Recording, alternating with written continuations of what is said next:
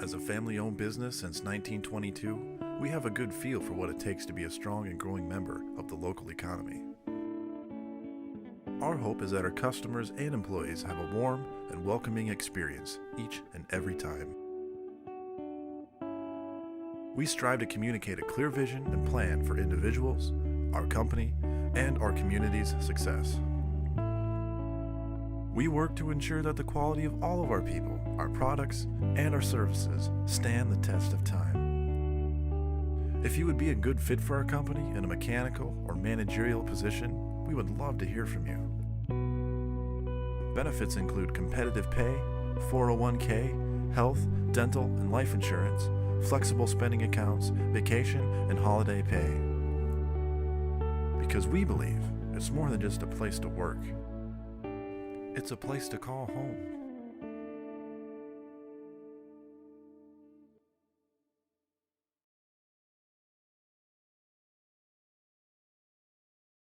For nearly 30 years.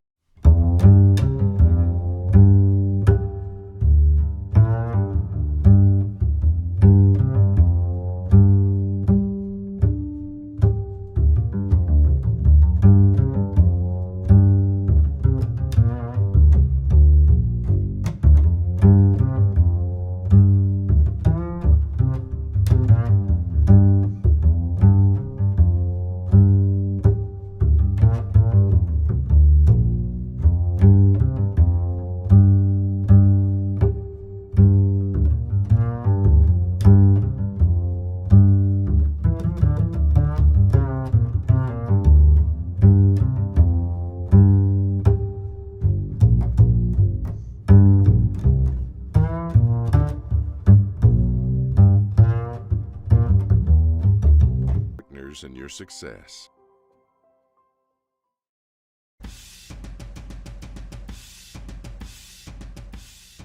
We are currently in our 10th year of operations here at Bet Roofing. One of the most exciting things about owning a business has been just seeing us grow over the course of that decade, from starting out again pretty small to what we're able to accomplish in the amount of square footage of roof we put on.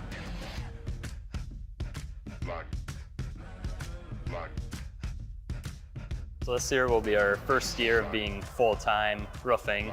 So kind of what our plan is to keep on doing what we're doing right now, but obviously we want to expand and grow upon the business and probably branch out into different communities in North Iowa.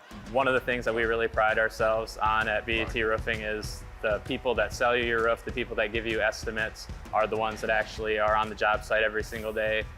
Putting shingles on your roof, looking over projects, and just making sure that things are held to the highest quality that you would expect for your home.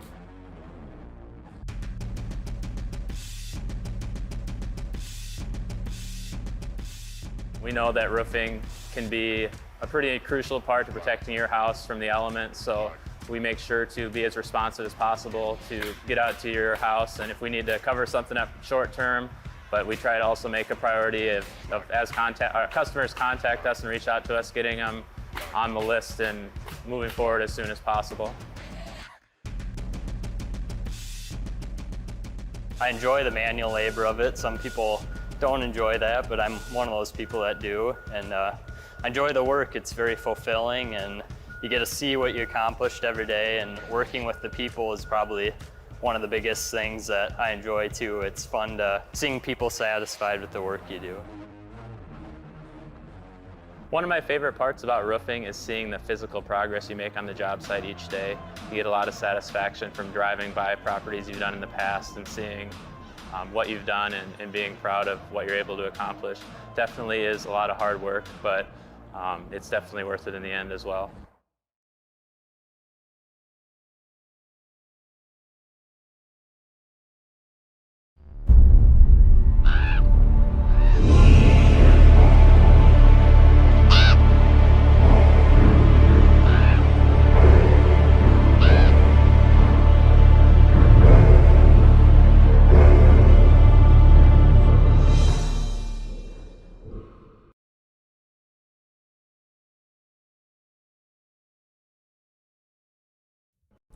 Is he slow? Oh, heck no.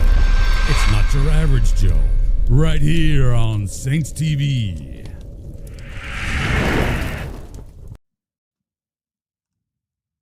Well, hello and welcome to Friday Night Football at its best. Candle Genius here with Not Your Average Joe, and tonight is playoff week 1, Saint Ansgar Saints versus Sibley-Ocheyedan.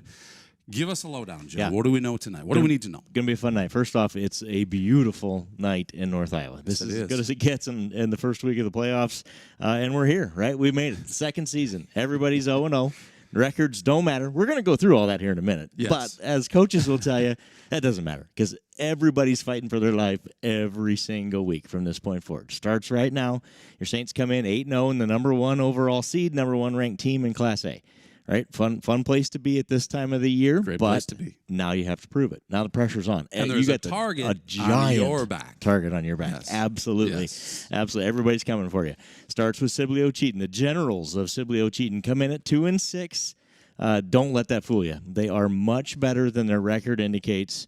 They've lost their last 3 games have been decided by 9 total points in 3 games. So they've lost 2 1-point games and a 7-point game, I believe, in their last 3. So it is going to come down to the kind of night tonight where we've got to be clean and play Saint Ansgar football, and good things will happen. But you cannot get sloppy, and you can't get crazy here to start this one. And I know the coaches have been on that all week.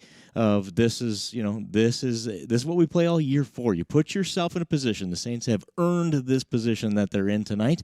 Now go prove it. Go start tonight and go prove that thing. I think as you look at Sibley-Ocheyedan, probably the best comparison is they played North Union last week. Mm-hmm. Yeah, okay? yeah. If you remember, the Saints beat North Union 42-7 way back in week 2. Week 2. Yeah. Yep. So that was supposed to be a better game. It was a beautiful night there in North Union that night as well. But the Saints kind of ran away with that one after jumping on North Union early. So Sibley-Ocheyedan played there last week in the miserable weather, right? Same weather Yes, we played at. Miserable weather. No doubt. So I think that changed that game last week, and Sibley-Ocheyedan lost that game 19-18 to North Union. So barn burner, close game. Couple of mistakes in that game cost them the game, and that's really been, as I look through film and look at scores and look at stats from Sibley-Ocheyedan's season, it's kind of the tale of errors. When they make mistakes, it's hard for them to overcome. They're young, but they do some things really, really well, and we're going to have to be prepared tonight and step up and play a solid game to beat them. It's funny, the coaches put out some stats I get a chance to look at that they share with players, and one of those I found really interesting is play calls. They are 50 run, 50 play, or 50 pass. So they're a 50-50 team. They're going to run it half the time. They're going to pass it half the time. But something like 64% of their yards comes from the passing game. Okay. So they are gonna keep you off balance by being balanced in the run and the pass game, but they definitely have struck in the passing game more often than the run game. And of course, that's been a test for the Saints defense, right? So it will be something that we're going to have to step up there. Those folks, our guys in the secondary are going to have a good night tonight. But excited, great night for football. Doesn't get any better than this. Like I said, everybody's 0-0, and here we go. Second season starts tonight. Absolutely, and I love your reference to the North Union game because finding a common component for 2 teams that are this far apart miles-wise, right? That is a long haul for those kids and the fans from Sibley-Ocheyedan to come over and play the game here in Saint Ansgar. So we're happy to be able to broadcast this for free on Saints TV. But that North Union common opponent, and early in the season, I would dare say that North Union looked like a very strong team that maybe just wasn't polished yet. So as they got better through the season, I can tell you that we're a very different team now than we were. For sure. It's a little bit tough to really recognize, like, what does that look like to see those 2 teams play last week and to know that Sibley-Ocheyedan lost a very narrow one against a team that I feel could be very good once polished. So it'll be really, really fun to watch this game tonight. Could be a good one. We're going to come right back here with players to watch, so stay tuned. Our 124,000 square foot facility houses the latest in design, manufacturing, and finishing technology. And most importantly, it is home to a dedicated group of team members committed to providing the best products and services for our customers. We have a lot of honest, hardworking employees. working together to create the best product and get it to our customers in the most time-efficient manner to keep the ag industry moving. I would say that the key for Wold's success is truly in our employees and the fact that they care so much and are so passionate about the wheel that they build or the wheel that they ship out. Our advanced powder coating process provides a durable, uniform, and protective surface and is available in a variety of colors. Powder coating is the fastest growing finishing technology in America and is friendly to the environment. It's top-notch equipment that we use. We use all nice GEMA spray equipment guns. I mean, they're top of the line, and it just makes everything easier when you have good tools and to work with. Most of our welding is still done by hand, but our robotic welder is designed for unprecedented speed and precision and completely automates the handling and welding of component parts. CNC machines provide highly advanced automation and extremely accurate creation of parts and are utilized on both large and small orders. We often give tours to outsiders that come in and they're just amazed at how clean our facility is, and I have to give the kudos to our employees for caring about the space that we've given them to work in. They take a lot of pride in it. There's been a lot of longtime employees at Wold's, and I think the customers know that and they can see it and realize it, and I feel like that's why they keep coming back, and they know they're going to get a good product. At Wool Rim and Wheel, customer loyalty, innovation, operational excellence, product quality, and leadership drive our mission to provide the best rims and wheels for off-road, ag, and construction equipment. Consumer loans for real estate, automobiles, RVs, and dreams. Whether you are buying your first home, taking a dream vacation, or paying for life's little extras, we have a loan that will fit your needs. Saint Ansgar State Bank. Local since 1891. Farm Bureau Financial Services. It's your future. Let's protect it. Contact Agent Brian Putney with offices in Saint Ansgar and Stacyville, Iowa.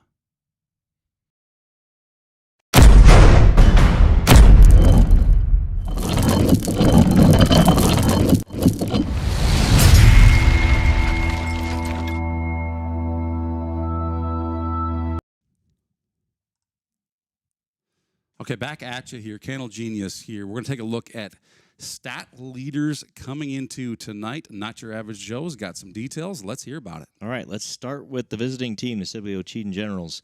A couple interesting things here. Passing yards. Dalton Wingate leads the team. 60 completed passes out of 127 attempts for 838 yards and 6 touchdowns. What's interesting about that is I don't think he'll be the quarterback very often tonight. Okay, so they really have two quarterbacks.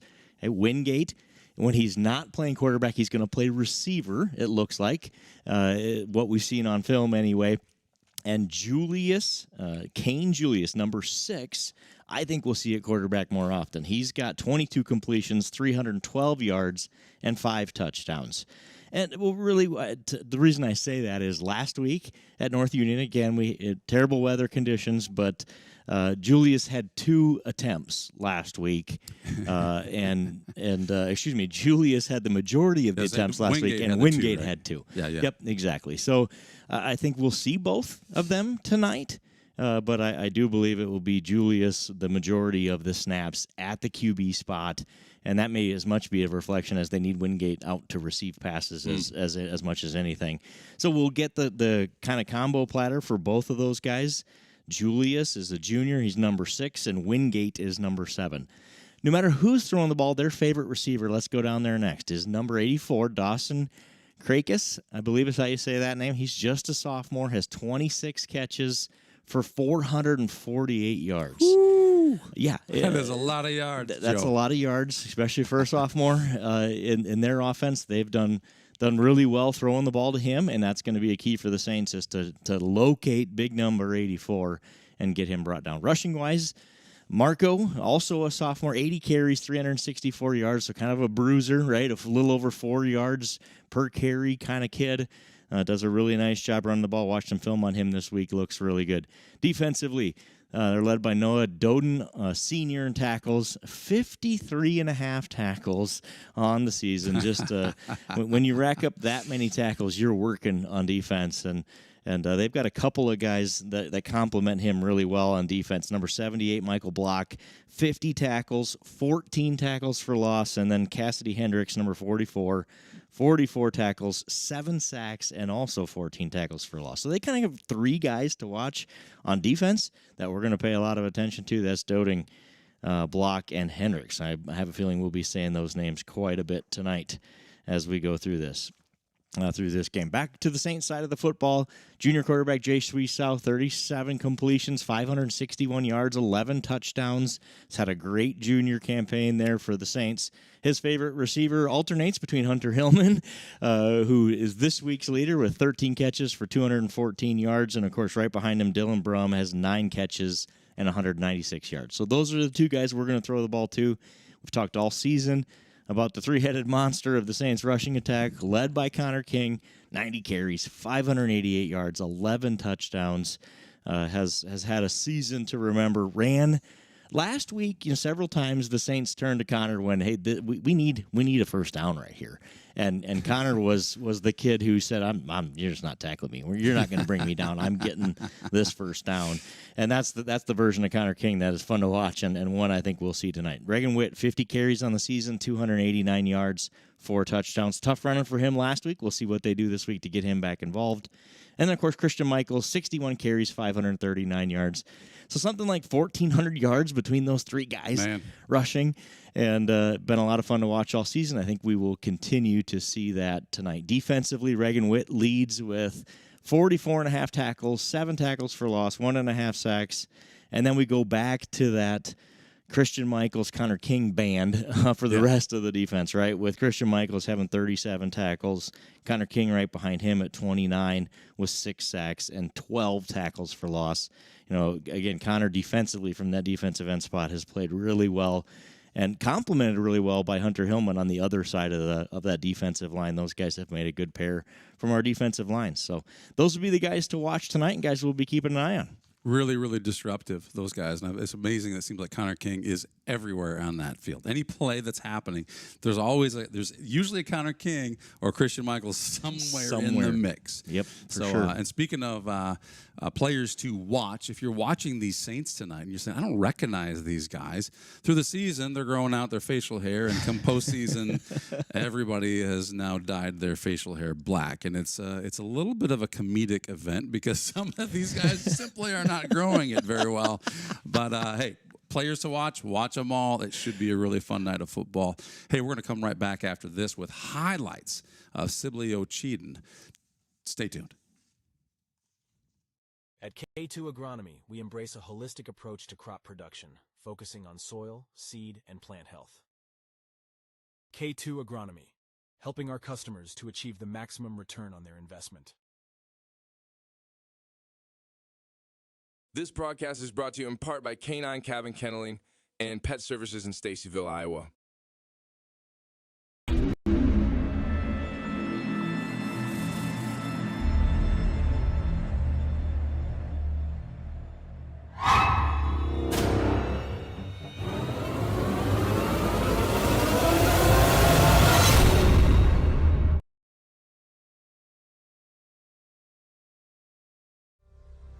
At Johnson Oil, we're in business to be partners in your success.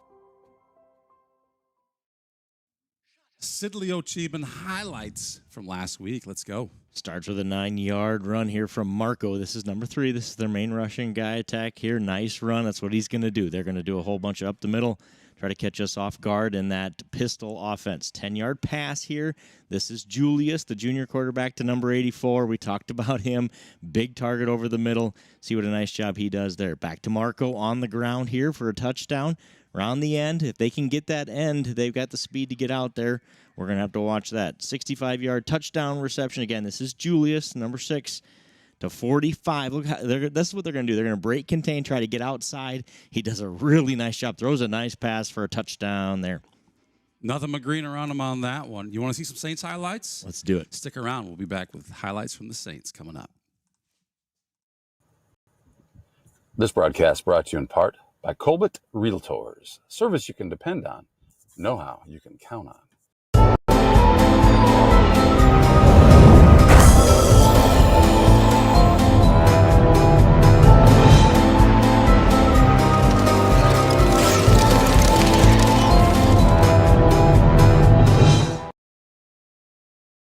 Today's broadcast is brought to you in part by Prairie Lakes Church in Osage. Services are every Sunday at 9 and 10:30 a.m. Harvest is right around the corner, but Farmer State Bank is more than just a bank for farmers. So whether you're a small business owner, a student, or a family, FSB is the right financial solutions for you. We are a family-owned local community bank with 7 locations across North Iowa. Visit one of them today or check out our website at fsbbanks.com. All right, my bones are just getting defrosted from last weekend's game in Lake Mills. Joe? Yeah, it was a wet and rainy one, but a whole lot of rushing yards. That first one was Michaels for 17. Here's Michaels again for 30 yards. Saints had over 300 yards rushing. Christian Michaels had half of them. Just a heck of a night for everybody there. Here's a touchdown run. So he gets those 2 big runs on this drive, gets to cap it off with a 1-yard touchdown run. A lot of Michaels. A lot of Michaels. Here he comes one more time for a nice 10-yard run. This is what we did to Lake Mills. Just patient, find the seam, and boom, away he goes for a nice gain there. Connor King with a touchdown run here. One of these where I talked about he just refused to go down. That was one of them. Fumble here, big fumble recovery. Watch this ball kind of bounces all over, hits Carson. He's on it, and then King ends up with the fumble recovery. Saints get it. That turned that game. Right here, Connor King. We talked about what a menace he's been. Look at him all over in the backfield, and I'll go get the fumble recovery. Thank you, sir. Same deal here. Connor King causes the disruption off the edge here, right? Ball's out and cheesy rumbling, bubbling, stumbling with the fumble recovery. Fun to watch. 45-yard punt. Connor King can do this too. Punting is winning. This is Iowa, right? Punting is winning. Here's an example. Just a beautiful punt, and Christian Michaels with a heck of a job to go down there and down that ball at the 1-yard line. 9-yard touchdown run here for Christian. You make good plays on the punt team, we'll let you run one into the end zone. Touchdown pass here. Only touchdown pass of the night to Tyke Remster. Beautiful job. Beautiful route, beautiful pass. And a little defense to wrap this thing up. Pass deflection here. Big Hunter Hillman gets his arms up, knocks that thing down. And the Saints wrap it up with a sack here to seal this game late with the interior defensive line. Saints 31, Lake Mills 6. When you see Hunter Hillman's arms are flapping, something good just happened. Amen.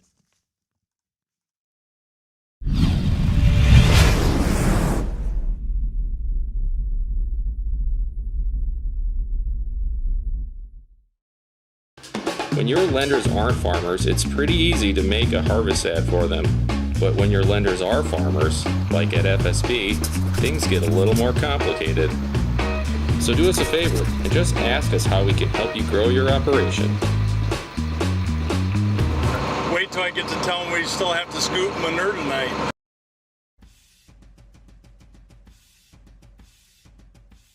One of the things that we really pride ourselves on at BET Roofing is the people that sell you your roof, the people that give you estimates are the ones that actually are on the job site every single day, putting shingles on your roof, looking over projects, and just making sure that things are held to the highest quality that you would expect for your home.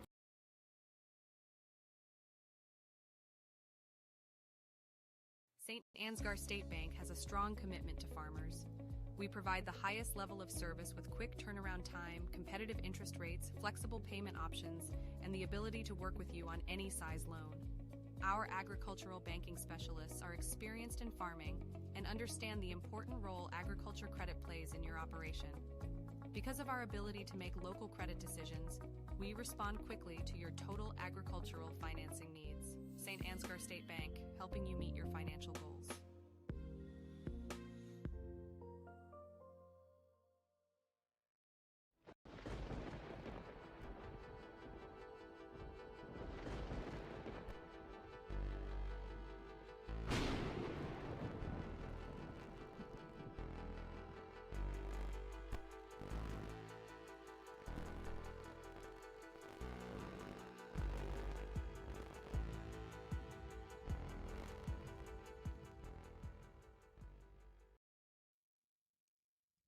If you're wondering what's next on the agenda, It's the Iowa High School Athletic Association Class A official polls. Joe? Yep, and this is the Week 8 poll, so this is the last poll that they will put out. This will be the poll that is used to establish who goes where at a couple of different points. We'll talk about that here in a couple of minutes, about how they determine who's going to go where. The first 4 in this poll do not change. St. Ansgar remains number 1, Woodbury Central 2, West Hancock 3, and Madrid 4. From that point, we start to see a couple of teams flip-flop here. Wapsie passed Lisbon, so Wapsie's now in the 5 spot. They have been rocketing up the charts. Lost early to Denver, I believe it is, which is a 1A or 2A school, and I think they're undefeated since. So they are now into 5th. Lisbon falls to 6th. No fault of their own. They didn't lose, but they just have not played the schedule that some of the teams ahead of them have played, so I think that plays into there. They'll have their chance to start proving it tonight. They have a tough game against North Lynn. A lot of eyes around the state will be on that one. We'll try to get you an update throughout the night tonight. ACGC stays at 7. Starmont passes Linville Sully. Same deal there. Starmont has played really, really well. Won what is considered one of the tougher districts in the state, so they get a little credit for that and move up to the number 8 spot. Linville Sully then slips to 9. And Akron Westfield comes in at number 10. So that's what your top 10 looks like. Of note, Akron Westfield beat the Generals of Sibley-Ocheyedan early in the year. The final in that one was Akron Westfield 45, Sibley-Ocheyedan 18. Just to give you some background there.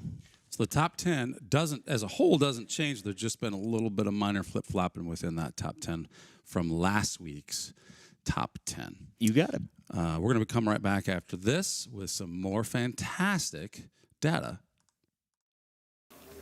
At Farmer State Bank, we have a proud tradition of commitment of excellence. Cut! Hey guys, what's all the big production about? We have a couple job openings that we're looking to fill, so we're making a commercial. Just tell them you're going to pay them well. We're really pretty easy to get along with most of the time, and there's plenty of room for advancement or whatever. At Farmer State Bank, we have a proud tradition of paying you, being pretty easy to get along with most of the time, and there's plenty of room for advancement, or whatever. Soy, wax, beads.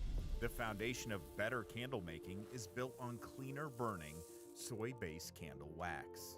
American Soy Organics. Better wax for candle makers, by candle makers. Leaving your crops unprotected from droughts, floods, hailstorms, and pests can leave a farmer at serious risk of losing their equipment and their land, putting their family's future at risk.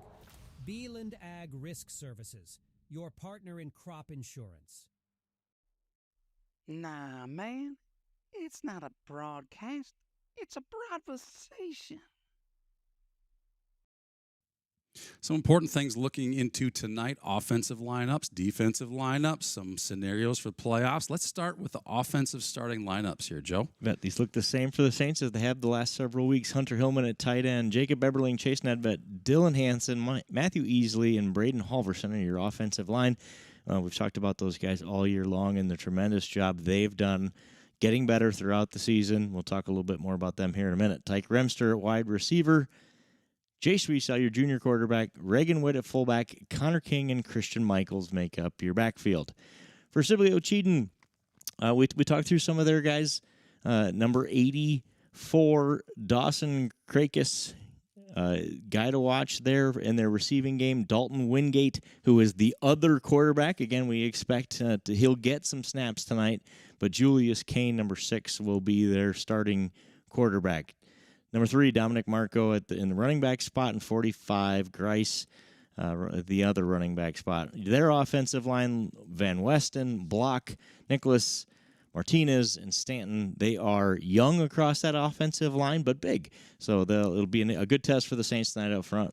Don't be fooled by the records. Is that what you're saying? Correct. I think we've said it a couple times. I'll say it throughout the night. They are better than 2-6 would show. No doubt about it. Defensively, the Saints run out that same lineup we've run out the last several weeks as well. I'll point out those defensive ends we talked about with Hunter Hillman and Connor King really doing a lot of damage up front there. And then our defensive backfield, I think they're going to have to step up tonight. Tyke Remster, Dylan Brum, Carson Sparrow, and Jay Sweesaw are going to need their best efforts tonight as we go try to shut down their passing offense. For Sibley-Ocheyedan, we highlighted a few of those guys. Block on their defensive end position. He's kind of been their guy up front, has a bunch of tackles and a bunch of tackles for loss from that spot up front there. And then I'll also point out Getzel, the linebacker. He's been really good from that spot. We've watched him a couple of times on film. Kind of fun to see him as well. So they will bring it tonight. They will be ready for us. Taking a look at after this game, right? So tonight's the first round. We see that here listed Friday, October 20th. That's tonight. This is round 1. Let's talk a little bit about playoff scenarios beyond tonight. Sure. Yep. So keep in mind, this week's games are all the district champions versus the fourth place finishers, and the number 2 in one district versus the 3 in the other. So that's how all those matchups are set. There are 32 teams that make the playoffs in Class A. Those 32 teams, like I said, are 1 versus 4 and 2 versus 3 matchups. After tonight, I believe it's tomorrow morning, sometime middle of the morning. I don't know if there's a countdown clock like there was last week, but they will release what they call pods, or what we're going to call pods. So they're going to split teams up by ranking, by record, and by geography, and throw those into a blender and come out with a schedule for the next 2 weeks for round 2, which would be next Friday night, and the quarterfinal round the week after that. So they'll kind of set up 4 mini brackets of 4 teams. With the 16 teams remaining after tonight, they will be set up into 4-team pods. Okay, and obviously one winner will advance out of each of those pods. That will be, of course, the 4 teams that then make the semifinal round, which is held in the Unidome on Thursday, November 9th. Okay, the rankings come out and come into play. We've talked about them several times, how important they are. So they're going to be used after tonight to kind of figure out how the 16 teams get sorted out. They're also going to be used in that semifinal round. They will reshuffle the deck again if they need to based on who advances to that semifinal round. And they will put those 4 teams in order using their rankings so that ideally they want one to play number 2, right? They want the 2 best remaining teams, at least in their opinion, to meet in the finals. So if you're the number 1 ranked team and you can survive to that semifinal round, it puts you in the position to play the 4th ranked team or below, right? At that point, if all 4 top seeds make it, then it's 1 versus 4 and 2 versus 3. That very rarely happens, right? This is playoff football. A lot of things can happen, and obviously this is a long way down the road, but we wanted to point out what this looks like. No matter who that is, if we're 0-0 today, and you got to go 5-0. 1 team will remain. There are 32 that start tonight, 0-0, and 1 team will be 5-0 when this thing is all said and done. Shows you how hard it is to win a championship in high school sports, especially here. I think it's very difficult, and that's the gauntlet you have to run. That's the challenge that somebody's going to be up to. Somebody gets to stand here on November 16th and say, we're 5-0 in the second season and we want a state championship. So, but you got to win 1 game at a time, right? Brick by brick, my citizens, brick by brick. You have to start 1-0. Because if you start worrying about week 2 or week 3, you may not get there. And because 0-1 means you go home, right? 1-1 means you go home. So it's all about 1 game at a time and starting each week fresh. And here's where I think our veteran coaching staff, these guys have been around a long time, have seen this, have been through it with a bunch of kids, and they will have our kids in the right frame of mind tonight and going forward, heaven willing, that they will be in that right position. The other thing I'll point out is this group of kids who I know really well. I know Eric. I know you know them really well as well. They're of that mindset anyway of we don't care who gets the credit. We don't care who gets the ball. We don't care who scores the touchdowns. All we care about is 1-0 this week. And so they've got the right mindset. This is a group of kids that doesn't have a superstar, doesn't have a 2,000-yard rusher. And you know what? They don't want one. They like what they got. They do like that. And I think that makes the coaching staff's job even easier. The coaches do a great job. I think it's made even easier when they have kids like this. Yeah, no doubt about it. One thing to note, too, and you may have already said it, but the state has openly stated that they will not play 2 teams who are undefeated in their regular season districts against each other in the first 2 rounds of the playoffs. So it will be really, really interesting to see what happens tomorrow morning as these teams, and 32 teams become 16 right here anything tonight. Can happen. And we've talked about it. And anything can happen. There's a couple of games out there we'll have our eye on throughout the night tonight that could really mix up how that happens and how this whole thing gets sorted out. We'll do our best to give you updates on those games as the night progresses. 2 things to note here, too. I see that, and I apologize. This is a bit of an old slide. This is actually last week's slide. Not too much has changed, but the 2, the semifinal and the championship round at the Dome, I believe we actually have a 1 p.m. At least stated play time right now, depending on what happens. But for those of you who are looking at the saying 7 p.m., they play in the night. No, we will be playing in the afternoon. I should say, I hope that we'll be playing in the afternoon, right? That semifinal games are played. Will be played in the afternoon on those dates. Correct. So stay tuned. We'll be right back after this.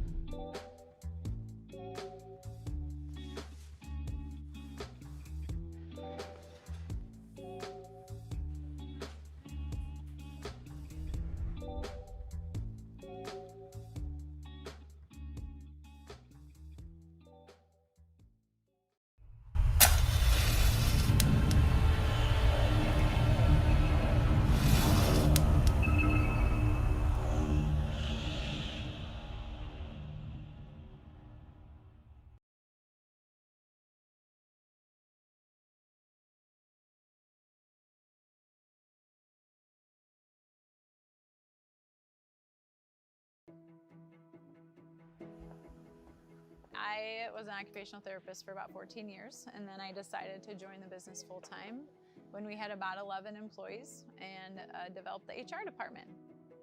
I got to sit down with people, get to know their stories, get to learn about their families, and really get to know who they are. Through that process, we just got to hire the best people in the world, and we really feel like we're blessed with the best.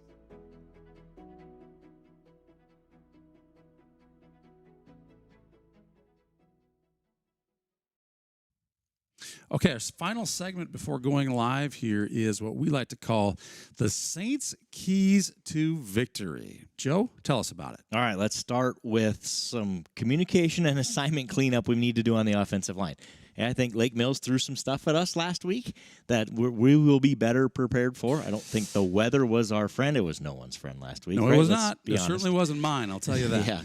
Yeah, and both teams had to play in it. I'm not making excuses, but I do know that our staff, our offensive line staff, is on this one and saying, all right, guys, we got to get better. There's some things we got to clean up from last week. We saw a couple of unblocked defensive ends coming in, to disrupt our passing game. You don't see it as much, but it disrupts our running game as well. I think that's part of why our inside run game didn't work very well last week. We just minor things that we got to clean up and continue to take that next step. We will do that tonight. I'm excited to watch that and see some of those changes. So we'll get better there. Number 2, shut down number 84. That's pretty simple. It's pretty simple, right? Again, easy to say from easy up here. Easy to say. But it's I think that's their guy in the passing game. They're going to try to get their quarterback broke loose and scrambled out and around the end. And I think we've got to cover that guy 450-some yards or almost 450 yards receiving on the year.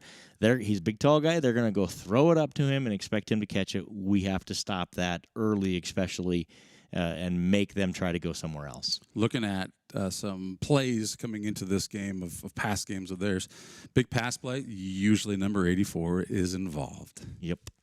So we're going to try to shut him down this playoff time. So this is probably a broken record. And we may be able to just leave number 3 the same as long as the Saints are alive here. But you can't turn the ball over in playoff football. That's how you get beat in playoff games is you turn the ball over. So hang on to that thing. take care of the football and don't give them any extra opportunities or take any points off the board with turnovers, and your Saints will be very successful tonight. So I think that's a key and will be a key going forward for the Saints. And then, of course, you can flip that the other way, right? Eliminate our turnovers and go get some the other way. You got it. That'll change this game early if we can jump on them with a couple of turnovers. They have been turnover prone. The Generals have.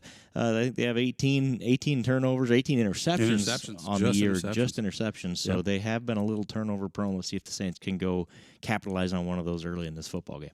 Perfect. Hey, don't go anywhere because we're going to get the camera on the field. Opening kickoff is coming up. Saint Ansgar is a thriving community in north central Iowa with a lot to offer. Founded in 1853 by a group of Norwegian immigrant farmers, Saint Ansgar is a small town with culture, character, and charm. Known as the Garden Spot of Iowa, it is a wonderful place to grow your family or business. You might not expect all the wonderful amenities you'll find here. Within our shops, you'll find unique gifts, home decor, collectibles, and antiques. You'll also find restaurants, outdoor activities, and events. Saint Ansgar is a great place to visit any time of the year, and we take pride in our schools. Our youth are provided the highest quality education in a secure, positive, and challenging environment, empowering all students to reach their full potential. Saint Ansgar welcomes visitors and newcomers with open arms and warm smiles. Come visit and see why so many people proudly call this area home. From Saint Ansgar. All right. We are moving to the national anthem.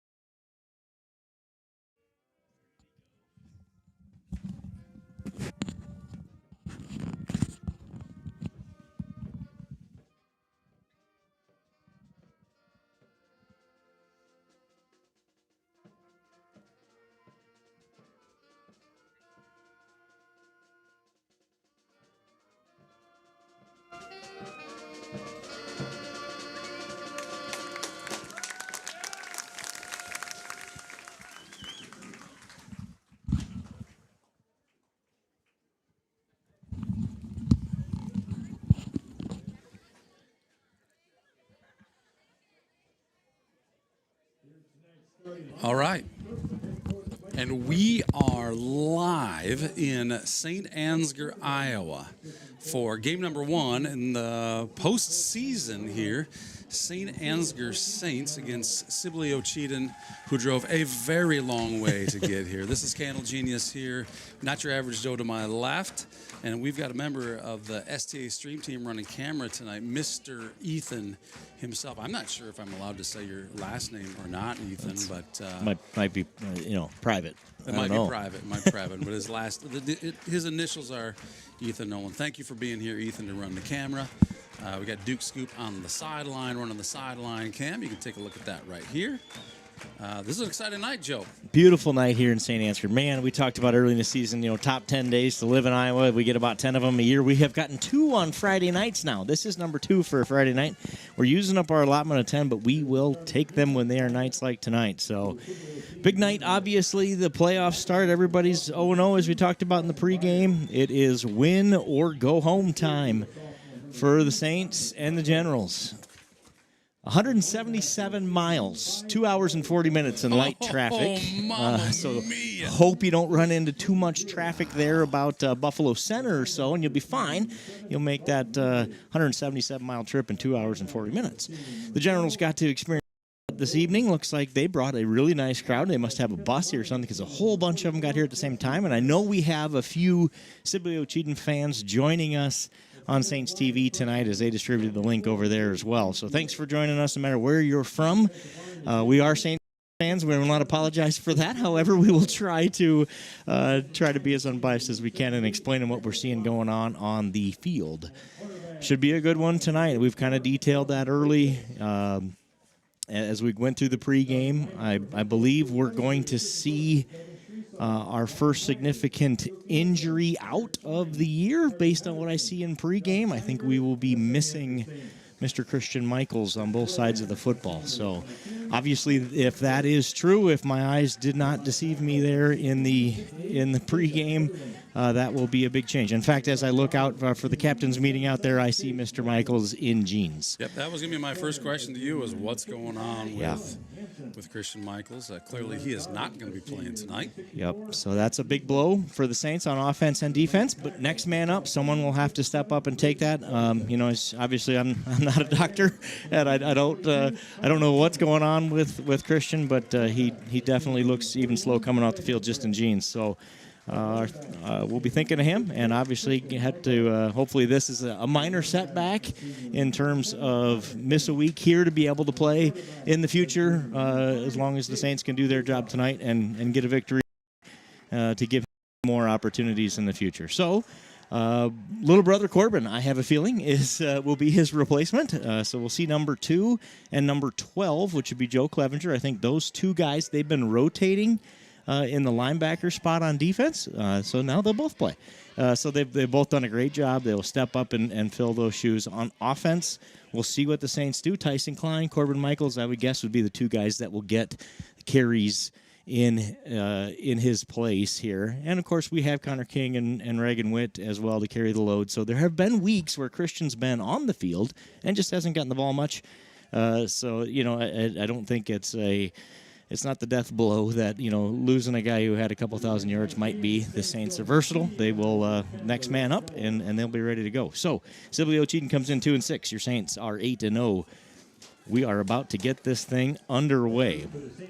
As we prepare for opening kick, I'm going to try. We got a little bit of an audio disruption here. We want to get some on-field stuff, so I'm going to try a couple things here to see if we can get Duke Scoop's microphone going down there on the field. Sounds good. We do have Duke down on the sideline. Yes, we have his microphone working. Well, if that's his, I think it's his. We can hear you down there, Duke. Tell us hello. Hello. Perfect. Right, we got him. Kick is fielded by an up man. That's Connor Mullen back. It is. Connor brings it out to the 29-yard line where the Saints will start 1st and 10. So the Saints get the ball to start this game. I imagine Sibley won the toss and deferred. So the Saints get the ball here to start. The ball, nose of the ball, touching the 30-yard line. 1st and 10 Saints. So you guys help me here with who's in that running back position in place of Christian Michaels. We've got Reagan Witt in the fullback spot. Connor King on one side. And we'll get you identification on who's in the other spot.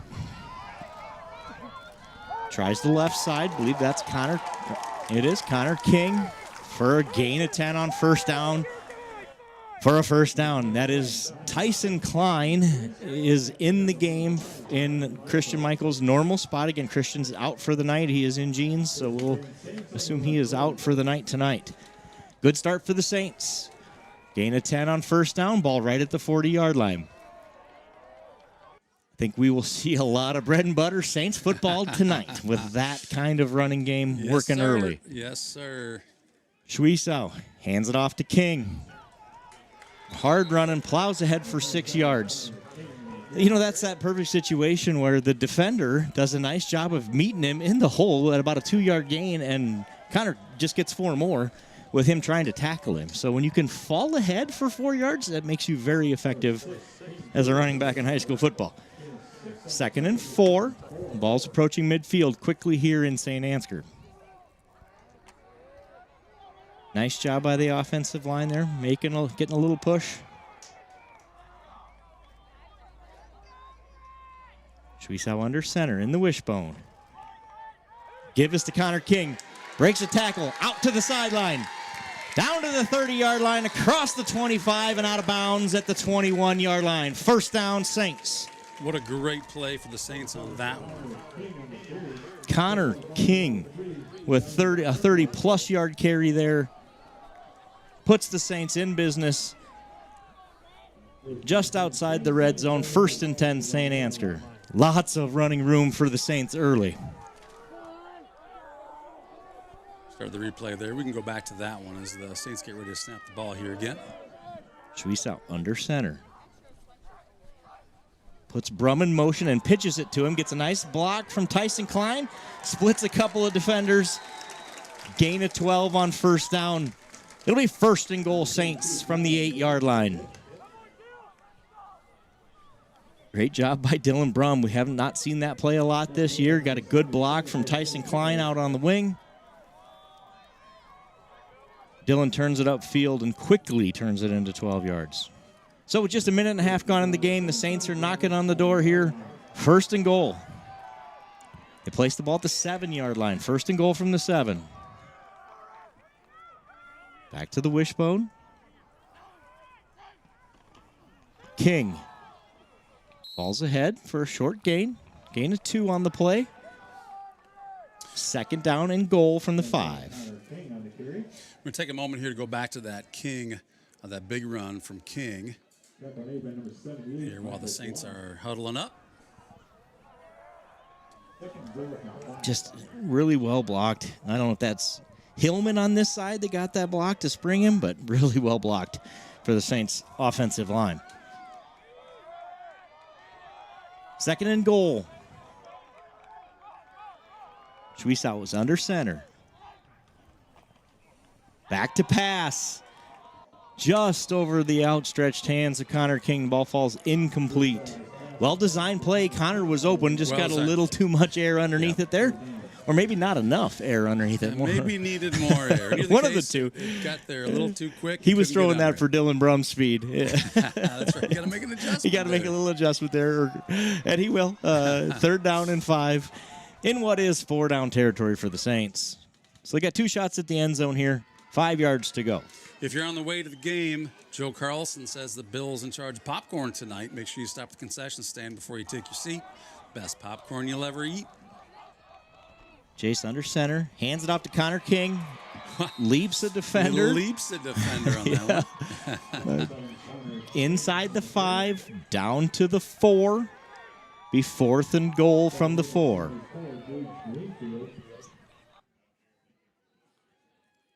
Big play here early in this game. Obviously, if you're Sibley-Ocheyedan, if you're a general, this is a key play for you to keep them out of the end zone. The Saints have marched down the field here.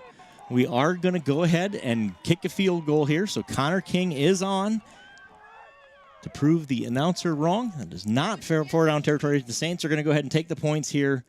4th and 3. Reagan Witt with a good snap. Jace with the hold. The kick is up, and it is good. So the Saints drive 67 yards, get a short field goal to make it 3-0. With 3.5 minutes gone in the first quarter, I think if you're the Saints, you feel good about getting points there. And if you're the Generals, you feel good about holding them to a field goal. You got it. You got it. We'll take the points. Now, that makes the Saints 2 for 2. They've only kicked one other field goal this year. That was an earlier game against West Hancock in two powerhouses that were playing that night. Those are the first points of that game. Yep. The first points of this game as well. And statistically, I don't think Sibley-Ocheyedan has attempted a field goal this year. It's very rare in high school football to see field goals attempted. Especially Class A football. Especially Class A. Yeah, anymore, it's almost odd to see extra points in Class A football. So the Saints take a 3-0 lead, 8:37 to go in the first quarter. Good drive by the Saints, turn them into points early. Connor King will do the kicking. Back to receive is number 3, Dominic Marco. He's a sophomore. He's done the majority of the returning this year. There's another return man back with him. I don't have a number. I think it's 6. It sure is. That is Julius. That's the quarterback. So Julius and Marco back to receive Connor King's kick. It's a good kick. Takes him to about the 15-yard line. It is Julius. Cuts it upfield and is tackled at the 25-yard line. Great downfield coverage again. Hunter Hillman was there first. Great tackle by Hunter Hillman. Great coverage there.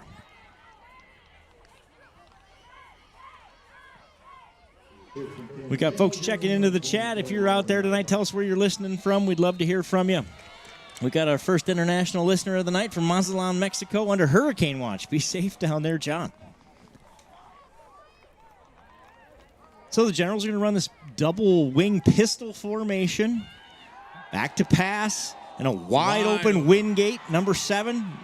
Going to cross the 30, cross the 35, knocked out of bounds near the 40-yard line. Blown assignment there on defense. And we talked about this in the pregame. This is what the Generals are going to do. I think they've seen enough from our run game defense that they're going to go throw the football. Yes, they are. At least initially establish that, hey, we're going to pick you apart if you don't try to do something different defensively. And then they're going to take that deep drop and hand it off on a bunch of draws and some stuff like that with runs up the middle. More motion and a pass. Met in the backfield, almost sacked, but he gets it away.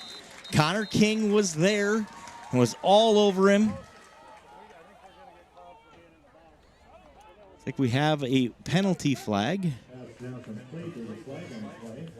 I did not see the flag. In fact, I still don't see the flag, but there must be one. I believe we might have an ineligible receiver downfield. We sure do. Ineligible man downfield is the call on Sibley-Ocheyedan. So we'll see if the Saints accept this penalty or go ahead and decline it here. It was an incomplete pass. Connor King was in on his legs. Julius did a great job to get rid of it.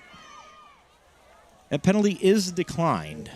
So it'll be 2nd and 10 from the 39-yard line. Here's Connor King coming in to grab him by the legs on this one. That was not on the camera because we anticipated that pass coming out of it. Yeah. And his receivers were well covered. Saints do a good job making an adjustment there. Cover up the receivers. He had no choice but just to get rid of it. Julius in the pistol. Takes the snap, fakes a handoff, rolls out.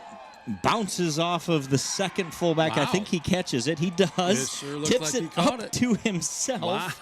Wow. And does a nice job of corralling that thing. That's Grease, a sophomore. That is the other wingback that doesn't see a lot of action on offense in terms of he's always out there, just doesn't get the ball often. Did a nice job there corralling that thing as he kind of got lost there in that secondary. So it'll be 3rd down and 7 here. Big play again early in this game. Hands it off up the middle to Wingate. Does a nice job getting the first down for the Generals across the 50-yard line. That's what we talked about, right? Is that now we hand it off. Oh, yeah. And everybody's thinking pass, and I get a nice 7-yard gain on 3rd and 6 to get myself a first down across midfield. So the Sibley-Ocheyedan Generals have done a nice job of keeping the Saints defense off balance here early in this game. And you said earlier the 50-50 run-pass ratio. It just keeps everyone honest in that case. Here's another run out to Marco. A lot of red jerseys. A lot of red jerseys. Met by a host of Saints at the 50-yard line. He loses a yard on the play. Tyke Remster, Jay Schwiesow, Corbin Michaels, and about 4 other guys in on the tackle there for the Saints. Good pursuit. Defense there by the Saints. You can see Tyke did a good job of just avoiding that block. Yeah. Jace gets there. Corbin finishes him off. 2nd and 11 from midfield. Back to pass. Wide open again. That's Grease for a 5-yard, 6-yard gain. Ball will be at the 45-yard line. 2nd down. 3rd down and a long 5. Corbin Michaels in on the tackle. They've done a nice job of disguising that, and they're just kind of leaking that back out of the backfield.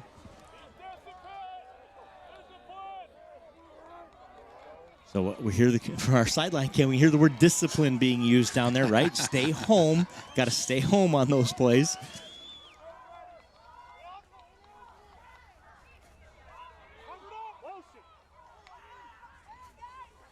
Back to pass. It's tipped and knocked down by Hunter Hillman. Hunter Hillman. Great job by Hunter. Those big, long Hillman arms. Yep. Hard to get past that. If you're Sibley-Ocheyedan here, I go for it. They're not. They're going to kick it away, but I keep the momentum and what I've seen there. I would not have surprised me at all to see him go for it. Let me say it that way. Looks like they're at least going to line up in a punt formation. Saints are ready for the fake. Sideline cam picks up a lot of. Sideline cam is picking up a lot. They do kick it away. It's a good kick. You're going to take a nice roll for the Generals, where it is fielded by Tyke Ramster at the 5-yard line, brings it back to the 10-yard line. He's tackled there. Did you get it? Okay, good. So the Saints will have the ball. 1st and 10 from the 10-yard line. Good job by Tyke Ramster to go pick that thing up. That was going to be down inside the 1. I have a feeling if he hadn't gone down, corralled that thing, and brought her back out. Really great kick. One of those kind of line drives. That was hard to field. He does a nice job of getting that done. So, back to work the Saints offense goes. 2nd time with the ball. Puts Tyson Klein in motion. Jace keeps around the end and has a nice gain around that right end. Did a good job of disguising there and keeping. Gain of 9 on 1st down. So the Saints give themselves a little breathing room out to the 19-yard line where it'll be 2nd down and 1. Good job by Jay Sweesaw there disguising that. I wasn't sure he had the ball either. He did a nice job of fooling a few defenders with that play as well. Quick short pass out to Carson Sparrow here in the left flat. Carson makes a nice move, breaks a tackle, and is forced out of bounds just shy of the 30-yard line. So it'll be 1st down Saints. Nice play there. I like that quick hitter screen, kind of quasi-screen pass out to the flat. We don't see a lot of it no, here, so it's going to catch them off guard, right? Yep, And that's the whole goal. I think we will see more of that kind of offensive play here in the playoffs. 1st and 10 from the 28-yard line for the Saints. In their 2nd possession of the night, they lead 3-0. Tyson Klein in motion. Just hands it off to Reagan Witt. Reagan gets a gain of 3 on the play. We're going to go back to that Carson. They kind of got in the huddle quick last time, so you get to see that. But this is that quick pass to Carson 2 plays ago. Yeah, it's just a quick make a move, come back. It's a forward pass. If something bad happens, it's just an incomplete pass. It does a nice job there of trying to break that tackle. 84. He did a nice job there of a good stiff arm to get him out of the way. Jace keeps around the right end. Finds a seam, breaks a tackle, and pushes the pile ahead. Gain of 12 for Jay Shuisao on the carry. 1st down, Saints, near the 45-yard line. We have done some really nice things tonight. You can tell the Sibley defensive line is ready to go, kind of coming to eat that middle, and we're saying, well, that's fine. We'll just beat you to the edge then. And that's exactly what we've done here to start this game, and running at will on the Sibley-Ocheyedan defense are the Saints. Starting to wishbone and break out to that 3 receiver, kind of a bunch formation here on our side of the field, 1 receiver on top. Shuisao back to pass to Hillman. Great catch by Hillman. Well covered, well defended. The play gets 5. Nice job by Hillman to corral that pass. And good coverage by Sibley-Ocheyedan. They were right there, all over it. Let's give him 7. Second down and a long 3 just across midfield. That'll be a fun one to watch and film tomorrow for Hunter. He'll like that one. Nice one-handed catch. Ball got on him a little quicker than he expected, I think, and he had to make a quick adjustment, and he did just that. Chuisao hands it off. King on the carry, right at the first down marker. I believe he's going to be just short, and it'll be time for a measurement here. No, we are not going to measure. We're going to call it 3rd and inches. Here's another look at that Hillman catch here. One-handed grab. Ball's a little behind him. He goes and snags that thing like only 6'4" long arm Hunter Hillman can do. Chuisao under center, 3rd and very short here. Back to pass. Has Hillman wide open in the flat. Breaks the tackle, makes a man miss. Down to the 25-yard line. First down, Saints. Great Jay Chuisao to Hunter Hillman. Aggressive call, great play. I love that call on 3rd and a couple of inches. That's fine if we don't get it right. It's either going to be a nice 20-yard gain for Hillman or an incomplete pass, and we'll go get it on 4th and an inch with a QB sneak. Here it is from the sideline, Cam. Hunter's wide open there. Makes a man miss for an extra 4 or 5 yards. And the Saints are back in business in Sibley-Ocheyedan territory. Jace hands off to Reagan Witt. Reagan gets his customary 3 yards on first down. We will take that all day long. 3.5 yards and a cloud of dust, right? And that's a play that sets it up for later in the game, right? Let's wear these guys down up front. We're going to continue to run that play over and over and over again. And before you know it, there's a 50-yard touchdown play in there somewhere. You got it. Saints are driving nicely here. 4 receivers set. Witt in the backfield. Puts Klein in motion. Jace keeps. Thought about handing off. I believe he... I thought he did. I believe he kept. He did. So QB keeper there, kind of that option play there where Chuisao decides to keep. Gain of 3 on the play. Maybe 4. Makes it 3rd down and 2. I'm confident 4-down territory here, Mr. Sparrow. So yes, sir. I think we will see a Connor King run here. And instead we get a quick pass out to Dylan Brum, out to Dylan Brum. That's incomplete. Just didn't quite get enough air on it. A little too quick on the draw there for Chuisao. And the ball falls incomplete.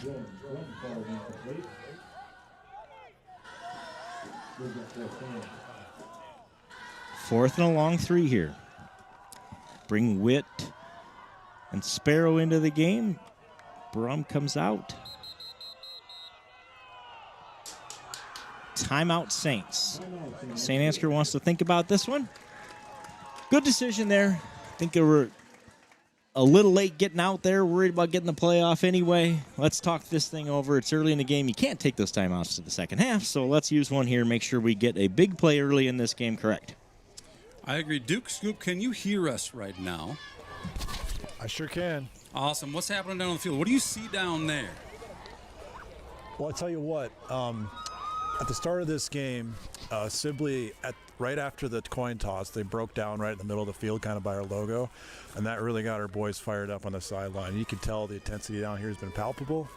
You know, throughout the regular season, it was kind of just business as usual, kind of getting ready for the playoffs, but you can tell that at least the intensity so far has been kicked into a different gear here tonight. Interesting. I thought I saw a little jumping around out there.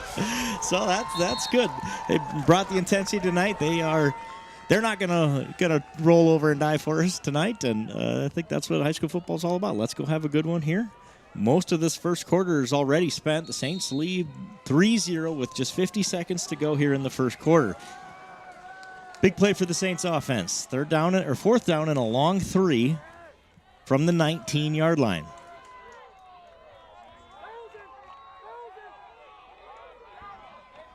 Two receivers at the top of the screen. 2 at the bottom. Schwiesow under center. Pass is batted down, incomplete. They saw that one coming. I think that was intended for Mullenbeck. I believe that's the quarterback. Julius did a nice job out there reading that, seeing that thing coming, and knocks it away. And that'll turn the Saints over on down. So it'll be Sibley-Ocheyedan ball. Not the play that I expected. So the Saints defense will get another test here as Sibley-Ocheyedan gets the ball for the second time in this game. They moved the ball really effectively across midfield on the Saints on their first drive. Just ran out of gas as they crossed the midfield stripe there. Hand off to Marco. He's tackled nicely there for a short gain. And defensively, hats off to the Sibley-Ocheyedan boys who have really held the Saints out of the end zone in situations where the Saints are used to finding their way in. Yeah, they've done a good job. Bend but don't break. We said that about the Saints defense several times this year, and the Generals are doing it tonight. Good tackle by Corbin Michaels there to limit him to a game of 1. So it'll be 2nd down and 9. Julius in the pistol. Pass. Complete. Makes a man miss. Across midfield. Out of bounds. Inside the 45-yard line of the Saints. So good play for Sibley-Ocheyedan there. Another well-executed play. That's Agreed. Getzel, Riley Getzel on the nice reception. Gets 30 yards. Had one 35 guy to beat yards. on that. Yeah. One had Sparrow to beat. Sparrow gets him pushed out of bounds, or that thing's going all the way, but really well executed play. First down Generals across the 45 of the Saints. Back to pass again. Nowhere to go. Well covered. He's going to run. Julius. Should have been a hold on Yeah, that. we're going to get a hold. The coaches in the booth next to us don't like it, but you can't tackle our guy in the backfield. You got it. Hunter Hillman was definitely being held on that one. Correct. So Martinez is going to get called for holding here. That'll back him up 10 yards from the original line of scrimmage. Make it 1st down and 20. Wipes out a nice gain by the quarterback to end the first quarter. Duke Scoop got us a really nice vantage point of that, just in case you're wondering at home. Did he really hold? I don't know. Let's take a look at 42 there. Yeah. Yeah, you can't really. And I think what they're upset about is the ball was gone. It's and I get it, but it's still So anyway, a good quarter for the Sibley-Ocheyedan Generals. They couldn't be happier, I'm sure, with how this game has started for them. Saints lead 3-0. The Saints have driven up and down the field, but have been unable to get the ball into the end zone here. And the Generals have a couple of nice pass plays. They got a big 40-yard play there to start that drive to get them into Saints territory. Let's take a quick break here and thank our friends at FSB and Grain Millers. Thanks for your generous contribution. The Saints can get into the game, the regular season games, absolutely free of charge. Yep. So thank you, FSB. Thank you, Grain Millers. That's a super, super generous donation.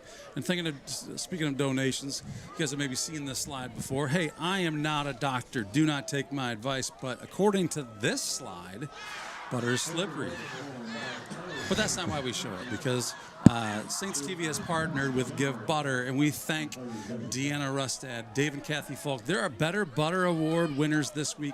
Thanks to your generous donations, Saints TV remains free even through the playoffs. Don't worry. We're going to bring this slide back here in just a moment. We're getting back to football. Second quarter starts right now. That penalty pushes the Generals back on their own side of the field here. It's 1st down and 20. Back to pass. Now he's going to run. Julius does a nice job of identifying there's nothing there, takes the ball, and gets 7 of those penalty yards back. Be 2nd down and 13. So back across the 50 into the Saints side of the field. The ball's about the 46-yard line here. Just the start of the second quarter, Saints lead 3-0.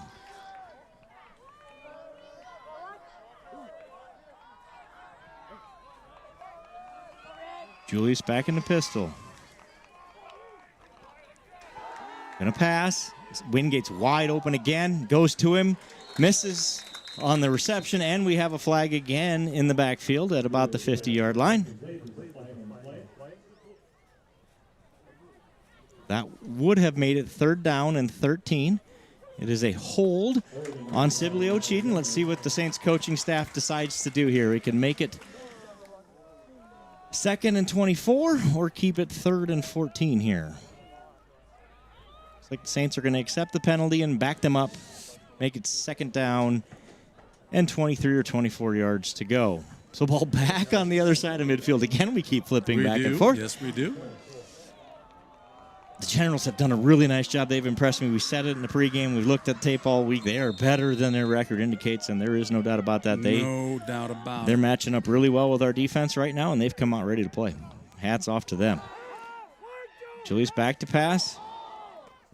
Off of Wingate's hands again. Just behind him. He was open. Again, he's shaken loose there in our defensive backfield, finding those open spots. Quarterback just misses him there. 3rd down and 24 from the 44-yard line.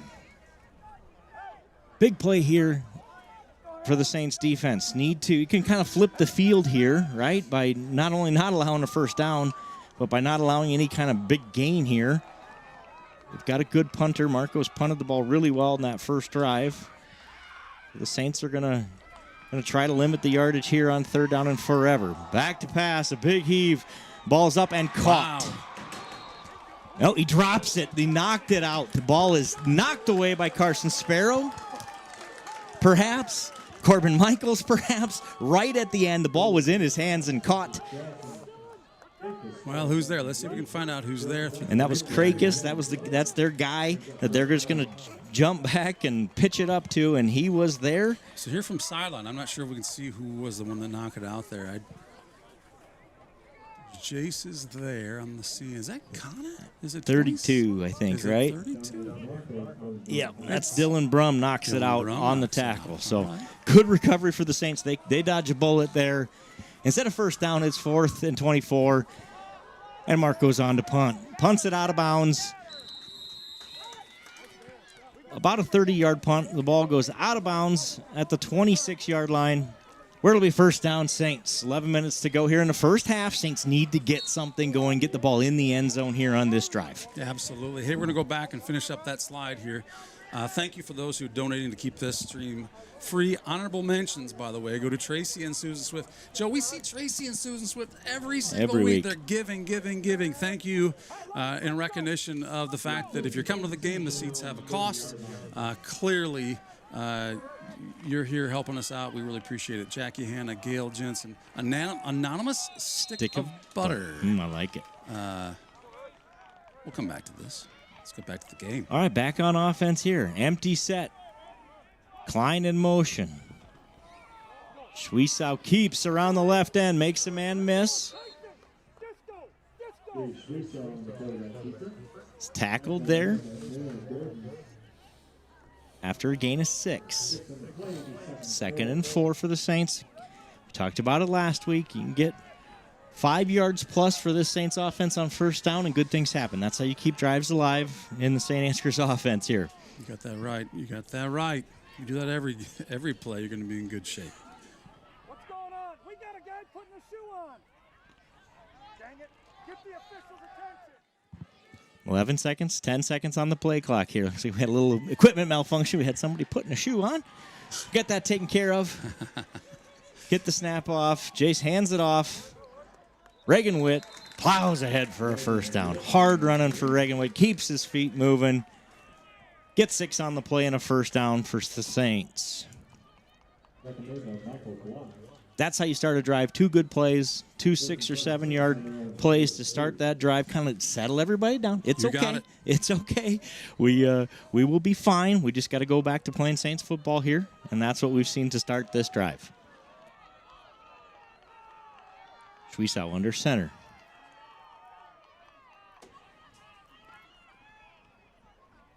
Handoff. Wow. Still on his feet. Tyson Klein. His first opportunity of the night. Looked fantastic. With a quick 20-yard gain. Refuses to go down. All he does is gain 20 yards at a carry. Tyson Klein gets his opportunity. Christian Michaels out tonight wearing jeans on the sideline. We're not sure what's going on there. Look like maybe a lower leg injury, but he's out tonight. Tyson Klein gets his opportunity and is making the most of it here early in this game. He sure is. Man, looks slippery out there, doesn't he? Yep, he does. So, 1st and 10 Saints at the 40-yard line. Schwiesau hands it off to King. King with a short gain on the play. Good pursuit, good tackle by that interior, that defensive line. Tell you what, they have played really, really well. That's Michael Block. Block, he's just a wall on that. Yep, Greenfield and Block in there. Both of them played really well on the interior of that defensive line to start this game, and they have bottled up our interior running game. Just a yard for Connor King. Nowhere for Connor to go on that one. 2nd and 9. Ball inside the 40-yard line. 8.5 minutes to go in the first half. Been a very quick first half of football. Really has. Dylan Brum in motion. Handoff goes to Dylan around the left end. He's brought down there from behind, tackled very nicely by the Generals. I believe that's Julius. Short gain on the play. There's Byer on the tackle. That is 2 on the tackle. 3rd down and 7 for the Saints. The Generals have done a nice job of stiffening as we get across midfield. Their defensive, gets better, and it sure has stopped the Saints here early. Schwiesau looking to pass, breaks a tackle, then another. Now throws it out, and it's nearly picked off. Dylan Brum does a nice job of coming back to the ball and knocking that thing away. Julius thought he had himself a pick 6. He was headed the other way with it. He nearly did. He really did. That was a well-executed defense. Yep.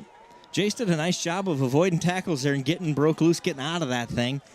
Just wasn't able to get enough mustard on it to get it to his guy. And then Dylan Brum does a nice job of preventing the interception here at the end of this play. Good job coming back to the football. Saints are going to go for it. 4th and a short 7. Back to pass. Nobody open. Jace finds a man. Wow. That is Hunter Hillman with a huge first down catch to the 25-yard line. What a great play. Schwiesau to Hillman. We've seen that a bunch this season. None bigger than that one. Saints needed that right there. They needed a first down just to get things calmed down, give themselves a fresh set of downs here. That set of downs started with a 1-yard gain on first down, right? And we make it hard on ourselves when we do that. We talked about, but Saints need 3 to 6 yards on first down here is really how they have these plays drawn up. Going back to the air here, looks like. Put a man in motion. We had a whistle, so they said Tyson Klein was on it. So that was one of those direct snap on a sweep to Tyson Klein.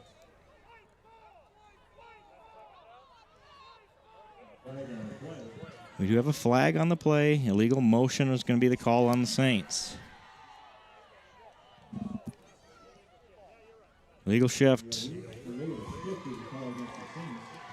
that'll be a 5-yard penalty, I believe.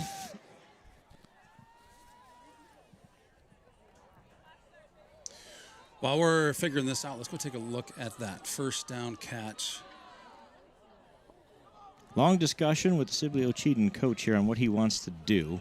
I think he probably wants an explanation on that fumble, but they ruled that Tyson recovered that fumble. It squirted out as soon as he blew the whistle, but he definitely had it up to that point.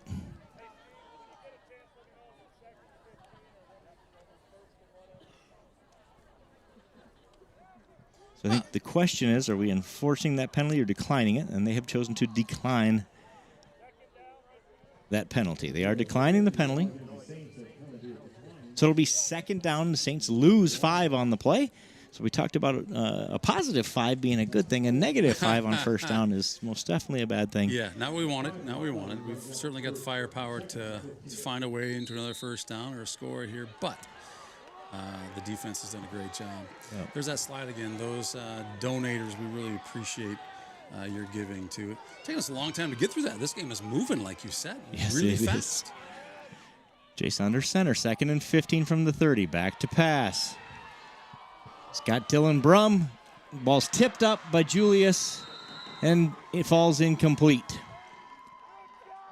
Dylan, I thought had a step. I'm not sure if we can see that on the replay, if Julius just makes a great play on it. Or what happened there, but I thought he had a step.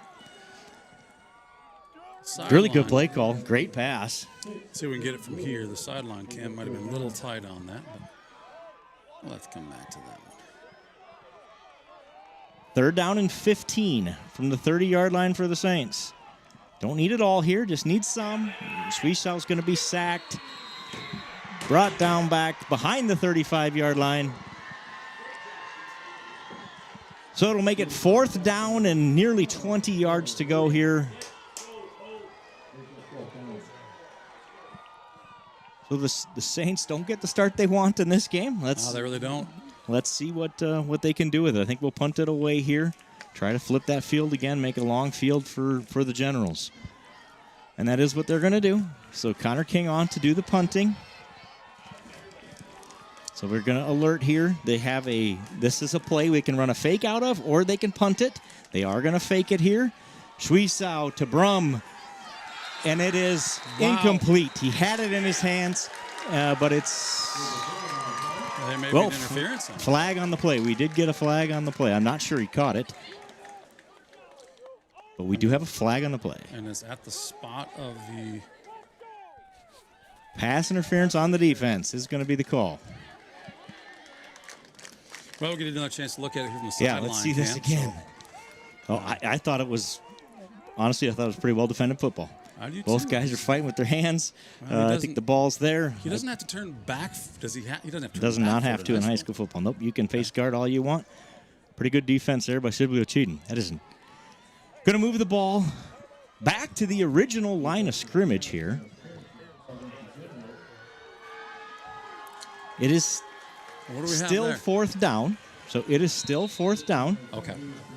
There's not an automatic first down in high school sports and high school football. So it is still 4th down, but it is now 4th and 10 instead of 4th and 20 plus because of that pass interference call. So the ball is at the 25-yard line, 24-yard line. Saints call a timeout here with under 6 minutes to go in the first half. Eva, you go by Eva in Tennessee. Go Saints. Thank you. Joe Dirt in New London, Wisconsin. Thanks for joining us tonight. Melissa from Sibley. Thank you for being here, Melissa. Steve Beelan. Guy named Steve Beelan. Anybody know that guy? I'm not sure. Heard of him. But Steve is with Buddy in Missouri tonight. Buddy in Missouri. Thanks for joining us, Steve. Buddy is a 6-pound Chihuahua, I believe.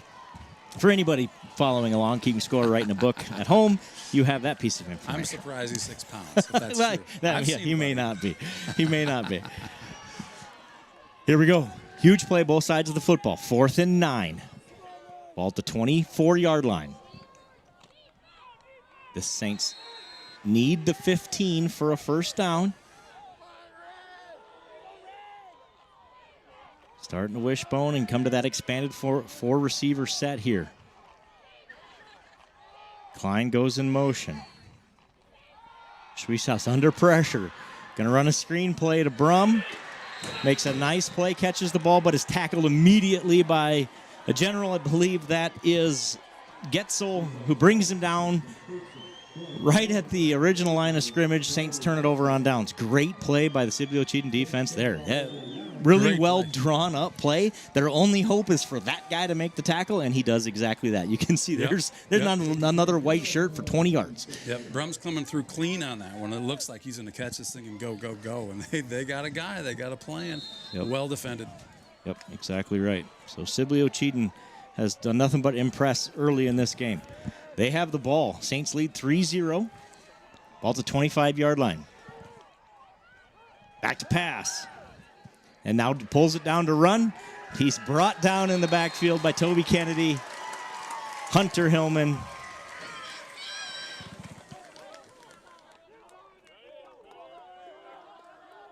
Excuse me, that was Connor King, Hunter Hillman. Joe Clevenger in there as well. We got your initial hits is Hunter Hillman. Hunter Hill in there early. Slows him down. And Good job. Good start for the Saints defense there to back them up 5, make it 2nd down and 15. Saints defense has made an adjustment already and has looked better since that first couple of drives. We got a pre-snap penalty here on Sibley-Ocheyedan. That'll back them up 5 more, makes it 2nd down and 20. So the Saints go backwards on their drive, and it appears that Sibley-Ocheyedan's happy to do that as well. We're going to get through this slide here, Joe. We're Are going you to sure? get through this slide, yes. So from Anonymous Stick of Butter, yes, you can donate anonymously. So thank you for Margene, Heather, Bryce, Sherry, Julia, Andrea, Brian, Derek, and Courtney Jorgensen. And who's the smartest guy you know? Joel Carlson. Joel Carlson gives butter. You should give butter, too, to help keep these streams free. Thank you, Joel, for your generous donation to keep 2nd down and 21. Julius, back to pass. Caught over the middle, dropped, in and out of the hands of number 81 there. He had it, absolutely had that thing dead to rights. Falls right off of his hands and into the turf for a harmless incomplete pass. What would have been another 20-yard game. It would have been, and he was open. He had a chance at it. Carson Sparrow had a chance at a pick on that one. Yep. Just really well run route. Great throw. They throw the ball really well, just right off his fingertips. Could have gone into Carson's. That would have been just fine. 3rd down and 21. Julius is going to run. Going to pull it down and run here. And now he throws, and it is dropped again off the hands of Wingate that time. So good stop by the Saints defense there. Back them up 10 yards and have them punt. So on 4th down and 21, the Generals will bring on their punt team. The Saints will get the ball with a little more than 4 minutes to go, and they should have the ball on the General side of the football field here. So huge opportunity for the Saints. They need to get this offense in gear really on this drive. Defensively, this is the best any team has done against us this year. We got folks watching from Montana. Another good punt. Fielded by Brum right at the 50. Great tackle, great pursuit. I tell you what, Sibley-Ocheyedan has come to play tonight. They've got some guys who are quick, and they are good tacklers. They have not missed a tackle yet tonight. We said this was going to be a good football game. It has been a very good football game. It really has. 3-0 Saints, 4:11 to go in the first half. They'll start with the ball in Sibley-Ocheyedan territory here on drive number 4.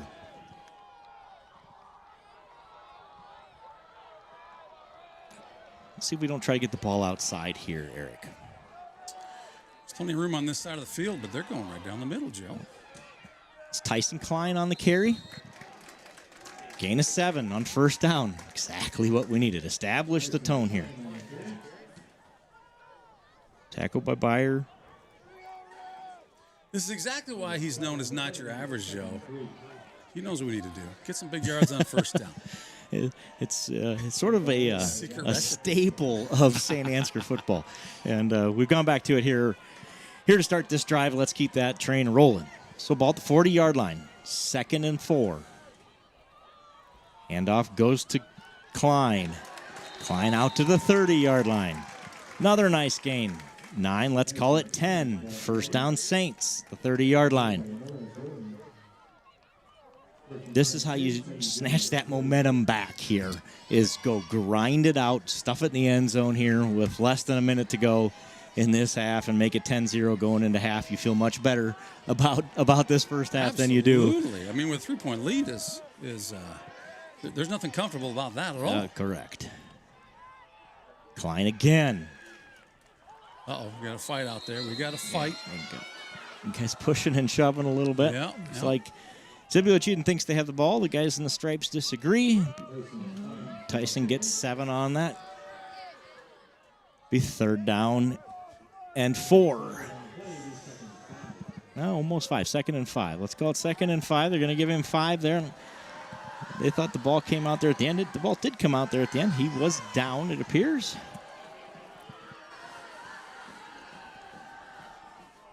Jace keeps.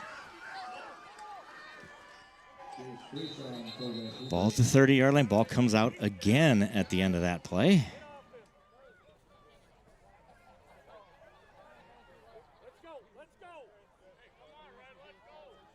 Ball right at the 20-yard line, which would be enough for a first down.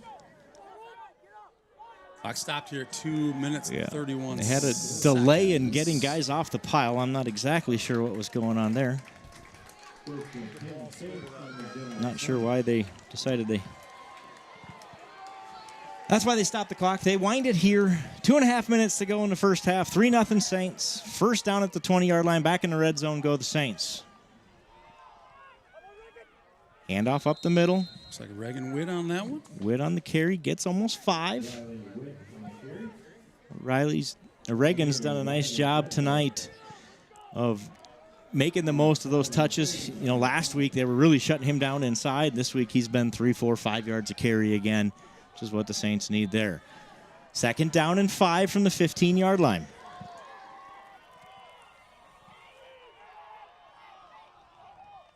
Jay Suiza.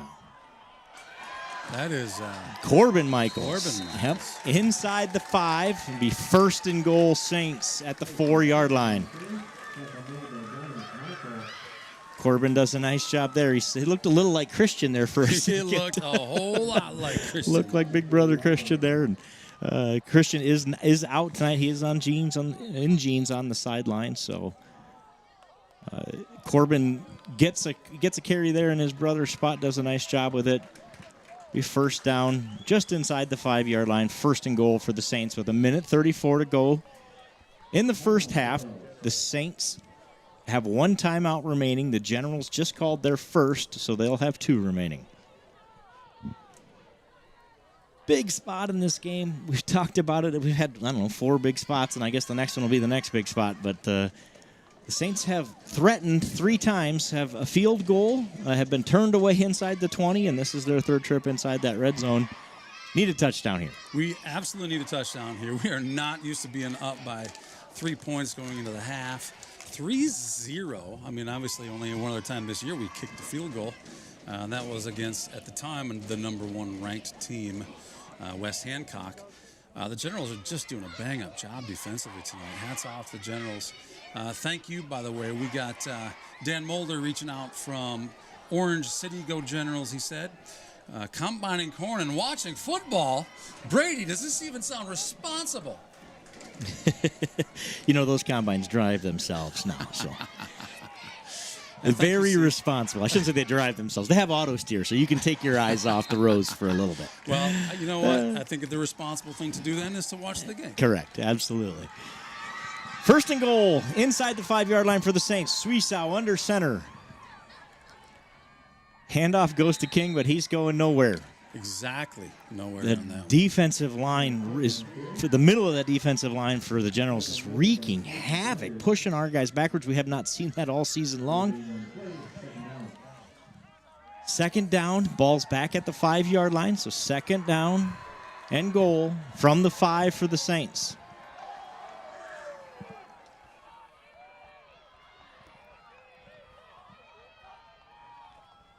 Handoff goes to Corbin Michaels, who's into the end zone. Touchdown, Saints! Corbin Michaels with a 5-yard touchdown run gives the Saints a 9-0 lead here with 1 minute to go in the first half.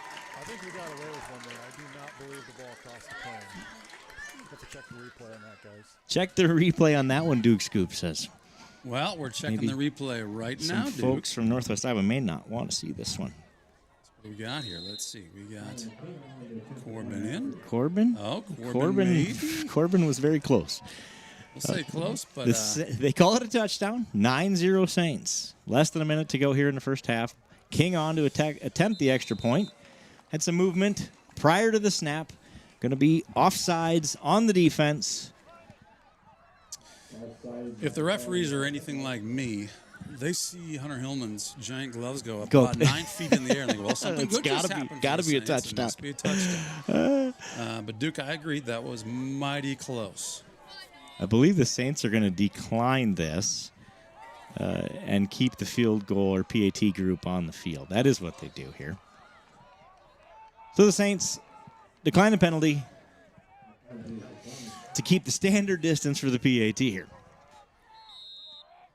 Witt to snap. Schweiss out a hold. Connor King's doing the kicking.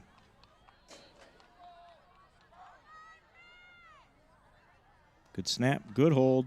Kick is up, and it is good. Saints lead 10-0 with 1 minute to go here in the first half. This has been a whale of a football game. Oh, it has been a whale of a football game, no doubt about it. And Sibley-Ocheyedan gets the ball to start the second half. We know what they can do on offense. They have 2 timeouts. That drop back and chuck it play has worked really well a couple of times. So the Saints defense is not done yet. They have a test here with 1 minute and 2 timeouts. They will have to finish this half well. You know, we've got some comments out there. We're just lowly Saint Ansgar broadcasters, right? So Jason Lightoll asked from Wisconsin, what town are the Generals from? So Generals out there, Sibley-Ocheyedan is what town? Sibley is where the high school is. Okay, so the high school. Ocheyedan is another town. Ocheyedan is another town. Nearby. Okay. But I don't know any more than that. Well, a lot of 177 miles about straight west of here. And you know, you could say the Saint Ansgar includes Stacy. Correct, and I have a feeling they do as well. But Sibley is where the high school is. Okay. And I believe it's not far off of Highway 9 on the other side of Spirit Lake. You're tuning in, and I want to comment on that. You got some other towns to add? Please You let bet. us know. We've got This some is- Sibley listeners here. This is very much a broadversation, more than a broadcast. That ball is live. That is a kickoff, so that ball is live. Smartly, Julius jumps on it at the 11-yard line. Of note there, on to kick was freshman Colton Winia. Don't know if you've noticed, but Connor King has a significant limp. He is trying to tough it out. He's playing on offense and defense, but I have a feeling if that leg is hurting, that the kicking may not be in the cards for him here this evening for kickoff. So they put Colton Winia in. Colton does his job. A lot of pressure for a freshman in a playoff game. Does a nice job of pinning the Sibley-Ocheyedan Generals inside the 15-yard line. 56 seconds to go. Wingate in motion. Julius back to pass. He's looking that way. Can't find him. Now he's going to turn out and run. Got a lot of green in front of him. Reagan Witt turns him inside. Corbin Michaels turns him outside. Great run. Gain of 12 for Julius on the play. That kid's hard to tackle. My goodness, that was he made something out of nothing on that Sure one. did. Takes the ball across the 25-yard line. The clock stops until the ball gets set in high school football on a first down. So the clock just starts to run. 35 seconds to go here. Sibley burns about 8 seconds in between the play on that one. Incomplete pass intended for Wingate. Incomplete. That one came out of his hand a little funny. I don't think it was tipped. I think it just kind of came out weird. He's also kind of bending over, holding a knee or a leg or a hand or something. He, I think, either got the wind knocked out of him on that run or got roughed up there a little bit. He is getting his bearings here yet on second down and 10 with 29 seconds to go in the first half. Saint Ansgar leads 10-0. Julius is going to run. Now throws it out. Just throws it out of bounds. Wingate was in the vicinity, but he had no place to go. Hunter Hillman was bearing down on him. He threw it out of bounds smartly there. So it'll be 3rd and 10 with 24 seconds to go in the first half. Ball at the 26-yard line.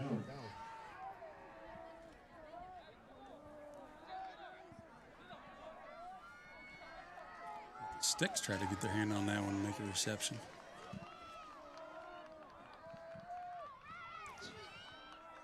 Julius here is going to hand it off on 3rd and 10. Corbin Michaels is there. Then Reagan Witt finishes him off after a short gain. Gain of 3. Sibley calls a timeout. Excuse me, the Saints call a timeout there. The Saints use their last timeout. Going to force Sibley-Ocheyedan to make a decision here, right, with 16 seconds to go on the ball on their own 30-yard line. Going to make them punt here and see if something happens on a punt. Let's go back to this play here. Take a look at how Michaels holds his ground on this replay here. So you see number 2 here. He's coming out like, where's this guy? I'm going to make sure that I'm not going to let him get past me. Just get down, get low, and get ready to move whatever direction he goes. You young guys watching, you want to be a good tackler, get in that position, oh, right? my goodness. Make him commit, follow his hips, and he will tell you which direction he's going. As a baseball coach, you want your kids down like that on the infield. Get down, get in good position. Absolutely. Make you a good wrestler, make you a good tackler, make you a good shortstop. It'll do all three. Thanks, Molly, for tuning in from Oklahoma. Can't believe the signal goes that far. I love it. Big play for the special teams on both sides here.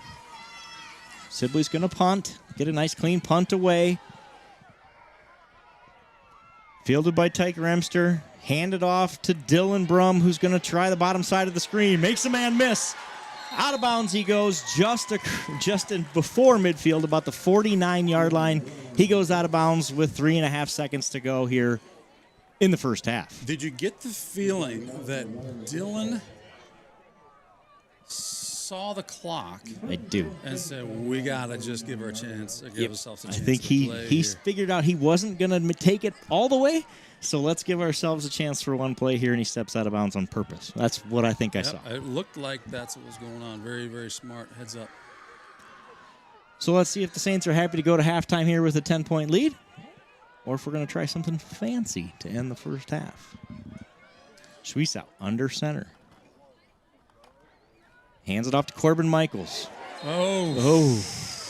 He's brought down via face mask, I believe, there. So that'll be a defensive penalty. The half cannot end on a defensive penalty. Let's see what they call it. I think that's what I saw, right? What, horse collar or face? He went down. He stopped pretty abruptly. Correct, yep, and I wasn't sure if it was via head or via horse collar, one of the two. I was hoping the sideline cam would catch it, but we're kind of falling away. Coach's interference on my camera angle. I don't know about that. I throw a flag on the coach for getting in the way of our camera angle. But face mask is the call. Your eyes are better than mine, Joe. So that will, that's a 15-yard walk-off. That's going to put the ball inside the 30-yard line for an untimed down here. Let's see what the Saints have drawn up here. This could be fun. This could talk about changing the game completely. Go throw the ball into the end zone here. And that obviously changes the complexity here of the second half. The Sibley-Ocheyedan Generals have played a fantastic half of football. They have not backed down 1 inch. Hats off to them. The Saints have come in tonight, made a couple too many mistakes early in this game. They have some work to do here at halftime. They'll make some adjustments. Some good things will happen. But to feel a lot better about that 10-point lead, and it's going to make it 17 here. Yeah, the way they've been defending us, you don't want to try anything too terrible, too crazy here. But definitely, if there's a chance for an open receiver. Watch Hunter Hillman here in the bottom of the end zone. Passes up and just a little too far. Incomplete. And it'll be halftime here in St. Ansgar with the Saints leading 10-0 over the Sibley-Ocheyedan Generals. What a half of football. Wow. What a half of football. Hey, look at this. We got Duke out here. Duke, can you hear us all right? Can you hear me? I can hear you. I'm turning you up here a little bit. Duke's going to try and get the coach. A little slow start, 10-0. These guys have been really hanging tough. Probably say they wouldn't have the best season this year, but they've been a tough team. Not really a slow start by us. They're just kicking our tail up front. We're not doing a very good job. We got a lot of improvement to do at halftime, figure some things out. So we better play better. All right, thanks. Yeah, cut to the chase there. Coach Clevenger obviously not happy with how that first half went, and that's probably not surprising. And I think he's as always, spot on with his analysis and his honesty of, hey, we're just not doing enough up front. They're beating us up front, and that's the difference in this game in terms of it being a competitive game instead of a lopsided score here at half. Yeah, I agree. It's that's a little different than the interviews that we've seen in the past from Coach Clevenger. Obviously, he's frustrated with the play. They're going to guaranteed they're going to go in and make some adjustments right now, right? Yeah, 100%. I think that's going to be the big difference is we're going to see some big time adjustments here for both teams. So what's interesting here is what kind of adjustments, the counterpoint thing here, because they're not going to sit on their hands over there either. They've done some good things, but they know they need to make some adjustments offensively. They have been inches away from having a lead in this football game. Yes. So they are not going to be happy with the moral victory of, hey, we played really well, but we're down 10 points at half. That's not the message over there, I can tell you that. Oh, It's, sure, boys, we got to clean this thing up, and we're going to go win this football game. Yeah. So both sides are going to have to go to the drawing board here in the second half and make some pretty serious adjustments.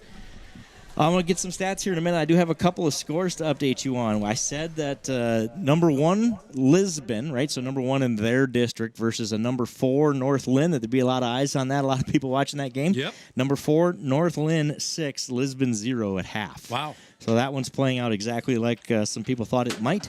That one's going to be a barn burner there as well, with the number 1 seed actually, number 1 seed, and I think number 6 ranked team trailing at half there to North Lynn.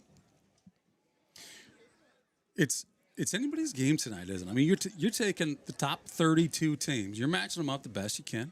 Seeds 1 versus 4, but there's so many things to consider as far as strength of schedule.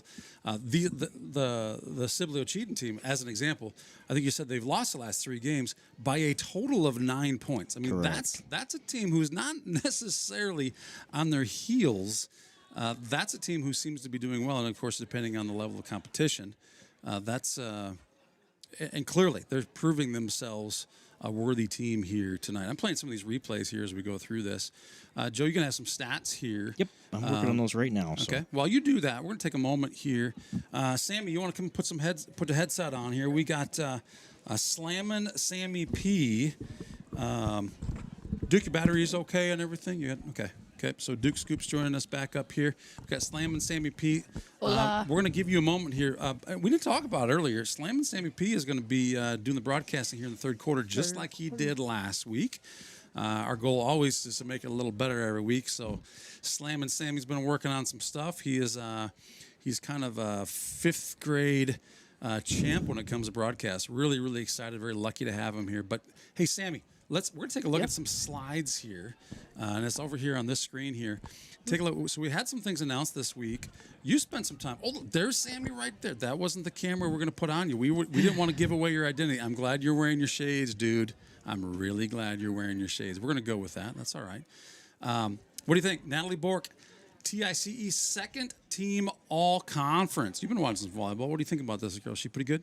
Yeah, I'd say it's very deserving for Natalie. I mean, she's been doing really good. She's one of the reasons why we've made it this far in the playoffs. Got it. She deserves it. She's a star. She's an absolute star. Hey, here's another one. Ava Falk, TIC East, top of Iowa Conference, by the way. East 2nd team all-conference. Ava, also a superstar. Congratulations, Ava.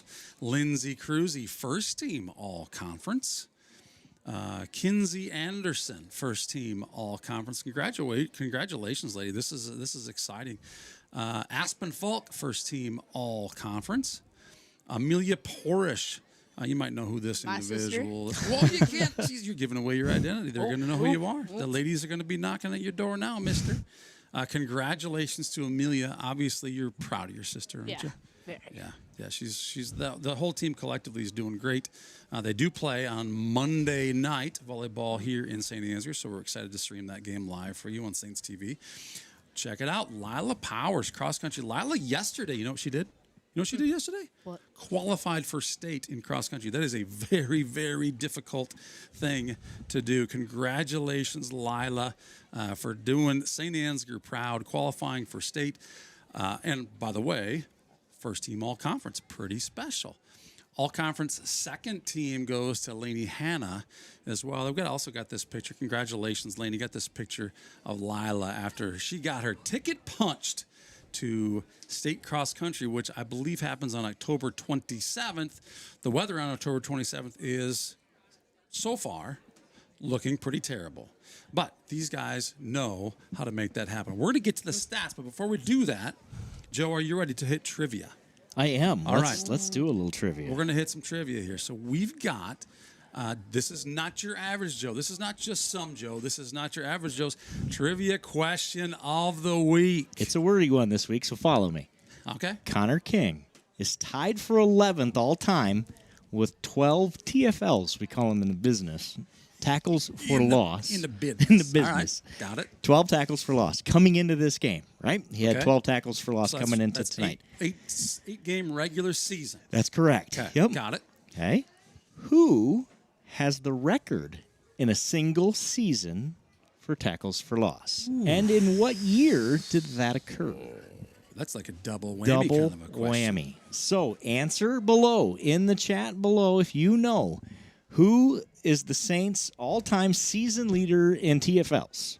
You can, if you're here in the stands listening, go ahead and chime in there. We may have a prize if you're close.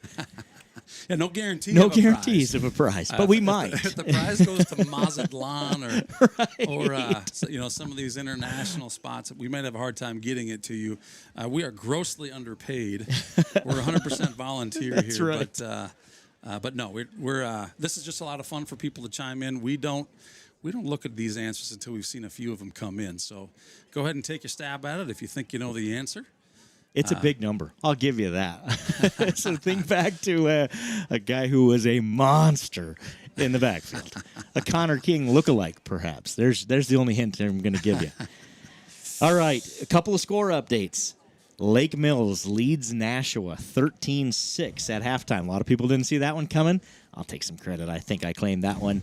I said that when we left there last week that Lake Mills is going to beat Nashua. I think, and I might be one of them. I'm not sure I heard you right. Say that again. Lake Mills leads Nashua 13-6 at Nashua. That game's at Nashua. And my understanding is Lake Mills has played really, really, really well. And that maybe the score isn't indicative of even how well they played. But they do have the lead. They lead 13-6. Linville Sully is beating up on Pekin. That was one Linville Sully has their star out. Noun Harder is his name. I believe he is out for the year. I think he put that on his own Twitter account this week. So he was out, was in early, and they dominated. Went out with an injury, came back last week, and went right back out again. Hate to see that in high school football, but so a lot of folks were kind of jumping on that Pekin bandwagon, thinking they might have a chance. Linville Sully 22, Pekin 6 at halftime. So it looks like that one is going all Linville Sully's way early. So those were the games I wanted that we kind of had an eye on. We would watch and keep a close eye on there. Stat-wise, let's talk a little bit about what we saw in the first half. Here's what's interesting. If you were at Washington at the end of the first quarter, Sibley-Ocheyedan had 48 yards of passing. Okay, by the time we get to the end of the half, let's go look here. Sibley-Ocheyedan had, anybody guess? 48 yards of passing. They did not complete a pass in the second quarter. Okay. Instead, they scrambled a bunch, right? That quarterback, we did it. We made some adjustment there after the end of that first quarter and shut off some of those open passing routes. And he had a couple of drops, right? His receivers didn't help him in a couple of plays either. And so we hold them to 48 yards passing. I'd have told you I thought there was 100 plus, just the way it felt. It felt like it. Because those receivers were in many cases open. Maybe a little bit open, but open. But open enough to make the play. To make the play. And the pressure that we're putting on the quarterback maybe altered how accurate that pass was. But I agree with you. It felt like a whole lot more than that. Yep. So their quarterback has 21 yards rushing and 48 yards passing. So he's got 70 yards of offense. The rest of the team has about 20 yards of offense. He has been the dude tonight. Credit to their offensive and defensive lines. They've dominated up front. They have played really well against our stout lines, and they've been a really good test here to start this game. For the Saints, Suisau has 41 yards passing, 33 of those to Hunter Hillman, 10 to Carson Sparrow. So he's done a nice job. Hillman's got 3 catches tonight and just missed another touchdown there at the end of the first half. Rushing wise, we've spread it around a bunch. Corbin Michaels with 24 yards, Suisau with 35, Connor King with 57, Tyson Klein with 36, Dylan Brum with 16, and Reagan Witt with 17. So we've got a ton of guys with carries. We have a bunch of rushing yards in that first half. Just doing some quick math in my head, darn near 200 yards of rushing and only 10 points to show for it. Because of what the Generals have done when the Saints have taken the ball inside the red zone, they've really put the hammer down on us inside the red zone. Even that last touchdown, right, was that was third down and maybe was about to be fourth down and goal when the Saints got that touchdown call there to put them up 10-0 at the end of the first half. So Duke, you're up from the sidelines. What have you seen down there? You mentioned all the rushing yards, Joe, and I feel like from the sideline, it seems like Tyson Klein's had some pretty big runs there in the first half. He's slippery. Yeah. And Yeah. it just goes to, it's a testament to the next man up mentality with this team, and especially this time of year. I mean, it's a long season. Kids get hurt. Kids are banged up. So when you can have guys that can step in and maybe the offense isn't working the way you wanted it to in the first half, and throw someone in there that's kind of like a wild card that maybe the other team isn't expecting to have that big of an impact. I mean, it can make a difference. So one other thing I noticed too is it seems like I don't know if their defense is kind of throwing us a little off balance in the first half, but we were audibling a lot at the line and changing formation. We'd get set and then we'd change a formation. Yep. And I don't know if you guys noticed that up here too, but I was hoping you had some perspective. Is that on purpose, or I wonder, and we can ask Coach after the game, are those play calls pre-snap defined? Here's what we're doing. We're going to start in this formation and try to confuse the defense, or are we making those calls at the line, based on what they're lining up for defense? And I'm not sure which one it is, but we did it more tonight than we have all year combined. We've done it once or twice throughout the year, but we did it 5 or 6 times in that first half. Being only up 10-0, I don't know if Clev was going to spill the beans about that if I was going to ask him at halftime. Correct. I would get you wouldn't have got much of an answer. Nope. We might have just as many Sibley-Ocheyedan listeners here tonight from looking at the stream as we do Saints fans. And honestly, thank you for tuning in. Obviously, this is Saints TV. You probably hear a little bit louder screaming when we're the plays are going our way. That's we got Saints fans. It's nothing against you. These are all just boys out there playing their hardest, and we got a ton of respect for that. We appreciate your tuning into the broadcast tonight. Yeah, and they're playing great. The Generals are. They really are. They're not missing tackles. They haven't missed football. a single tackle. They are great tacklers. They have played a great football game. You look at the teams they played. We went through this in the pregame. Look at who they played and who those losses came to. I had a feeling they were going to bring it to us tonight, and they have. They have showed up, come a long way, and they came ready to play. I can't imagine getting off the bus after a 3-hour drive. Oh, my goodness. Stretch the legs out. I was here so early setting up, I didn't even look to see if they had a charter bus or if they did. It looked like they did. Yeah, so traveled in comfort at least. Yeah, that's good. It's still a bus. It's still a bus. It's still a bus. Yeah, I joked when I first saw the pairing that they were going to need a plane to charter to get over here in time, and it's been.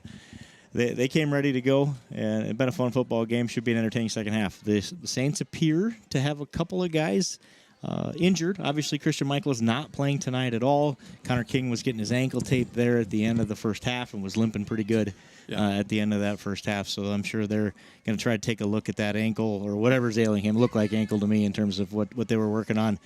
So they'll try to get that addressed. But there's been a bunch of guys on the field that we haven't seen a lot in the second half of this football season, and that's obviously injury-related. Tyson Klein has played most of the game. Connor Mullenback's gotten a bunch of snaps. Joe Clevenger's gotten all the snaps instead of having to rotate. So those young guys have been kind of thrown into the fire here in a playoff game, and they've stepped up so far. They'll need to continue to do that in the second half.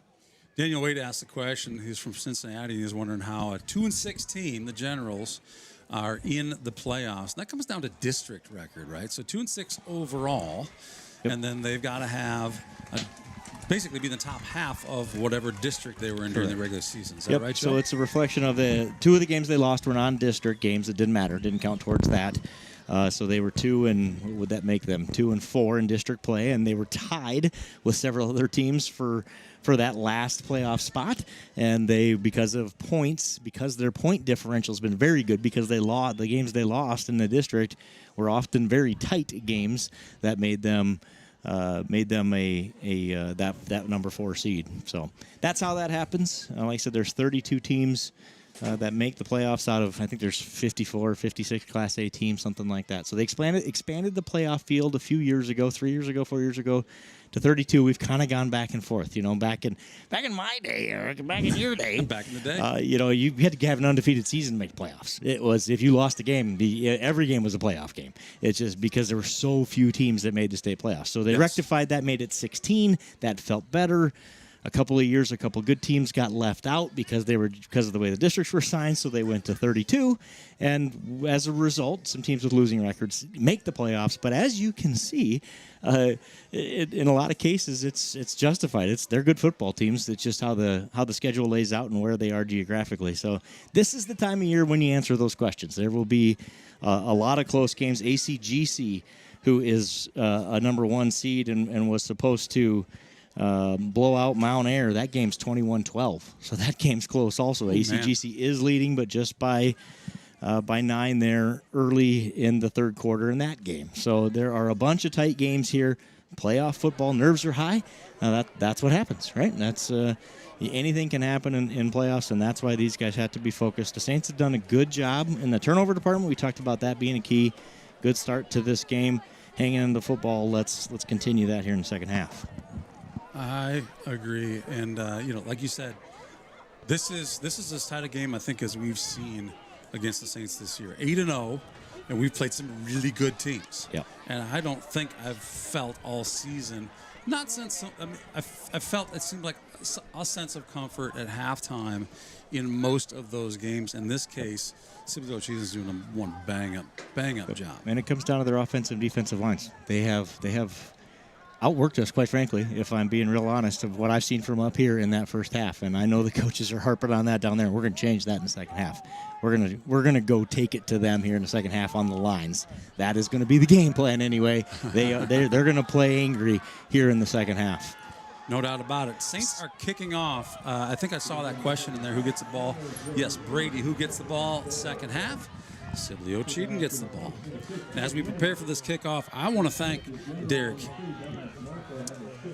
Heeman, Amanda Cruzy, Norma Bruner, Beth Levan, Joan Koenigs. Thank you for giving butter during this game to help keep these Saints live streams totally free. Sammy P is going to join us up here in the booth, so I'm turning it over to Sammy. Here's Winia. Picks it off. Yeah, we're going. Turned. He will get it to the 38-yard line. Okay, you got to give him some room here, bud. Sorry, we got 4 of us up here in the booth. Good return. Good return. Out across the 35-yard line. So where Sibley-Ocheyedan will have it. First down and 10. Their first opportunity here in the second half.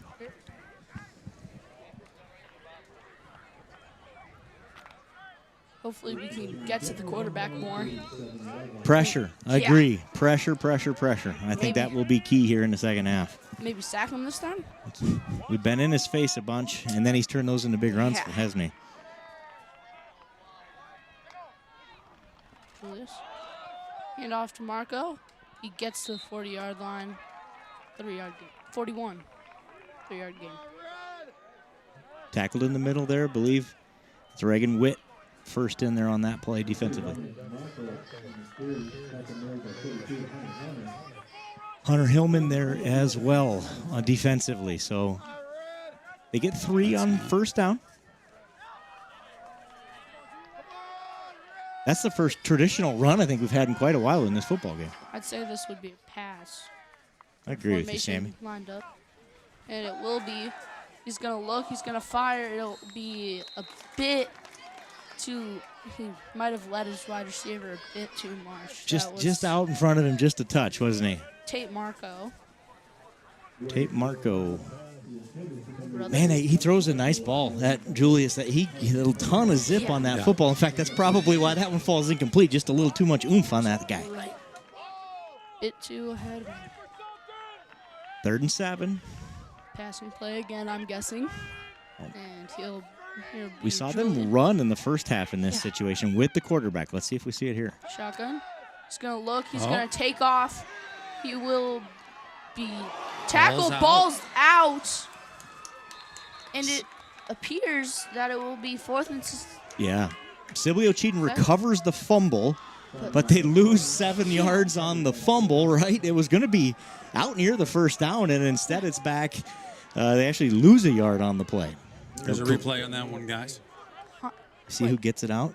Corbin Michael strips the ball. Yep.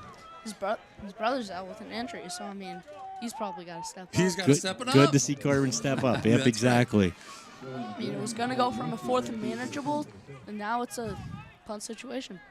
And they will punt, and it won't be a fake. Received by Tyke Remster. Remster will fake handoff to Dylan Brumman. He will run outside, breaks the tackle, shifts through. He will be running and pulls a little stiff arm, breaks out. Tyke Remster gets to the 36-yard line with a huge return. Big special teams play for the Saints to start this. Get a 3-and-out, right? Yes. And then a nice punt return from Tyke Remster. Made 3 guys miss there. There's a senior doesn't want to be done. He says, let's go Saints. Let's start this thing. Send a message to start this second half. Great return for the Saints. Great Fake return. handoff. We got Breaks the tackle. we've got the replay going here from Duke Scoop sideline cam. Tyke Remster, slippery type Remster coming right at you on this one. Beautiful play. Now this play was so long I couldn't get it all in one replay. I got another one that just finishes it up. Making so many tackles there. As it will be a handoff to Connor King, who gets around 4 yards. Bad angle for me. Bad. It's a tough angle. I think they're going to call that a gain of 2. Oh, Here's the rest of that run from Tyke Remster here. so slippery. I mean, He does a great He job. is. He's done a great job on the return. sheds Just- like 5 tackles. Tough sledding for Connor King tonight. They have committed to stopping him, and they're doing that with those 2 interior defensive linemen. He's a little less limp here in the second half. They got him taped up good. Looks like he's feeling better. And fullback set. It will be a keeper. Schwesaw gets slung down, but gets a gain of 5. I don't know about you guys, but I was pretty sure Reagan Witt had that one. I did too. Sammy knew it. Got Sammy knew it. Gain of 10. Going to give him a first down, Sammy. Jeez Louise. He did a nice job of kind of throwing himself forward for that last yard. It'll be first down, Saints at the 15-yard line of the Generals. Probably would have been a bigger gain if he didn't sling him down. This time, I think it's going to be a pass. Well, here's Schwesaw. Simon Sammy calls a pass, huh? Same play. He goes forward to the 11-yard line. 6-yard line. Yep, inside the 10. Jace, we saw with a nice job, again, disguising that keeper there. Gets a nice gain for the Saints on first down. Will make it second down and 2. All right. 5 is good on first down. 8 is better. Yes, it is. As long as they're wearing a red jersey, right, Sammy? Yeah. Same play, I'm guessing. This time I'm calling same play. Actually, this would be a good time. Nope, same play. Schwesaw goes forward to the 1. Yep, 1 or 2 yard line. Yep. Be a first and goal, Saints. 1-yard line. This time, I think we're going to try to fake him out with the same play again, but we're going to hand it off. Going to hand it off this time. All right, Reagan. Sammy with the call. So you calling Reagan Witt on this one? Reagan. Because he's the fake, right? He's the 41 that's going empty-handed. Jeez. Nice little shove at Tyke Remster there. Just Yeah, they're letting him play tonight. Carry out those blocks.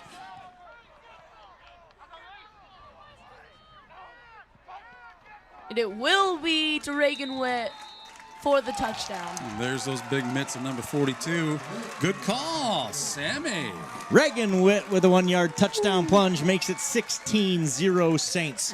What a start to the second half for the Saint Ansgar Saints. They get a nice 3-and-out on the Generals' first drive. Great return by Remster. Yeah. Run the same play 4 times in a row to get the ball inside the 1, hand it off to Reagan Witt for the short touchdown run, make it 16-0 Saints. Just what the Saints order here to start the second half. Against Lake Mills, the fullbacks really didn't have much big part, but Reagan. Oh, and the field goal, the extra point will be no good. But as I was saying, the fullbacks Reagan hasn't been getting going in the past 2 weeks, but finally gets the touchdown. Yep, he's done well tonight, much better in that yards per carry. Was that the jersey? That was the jersey. 67.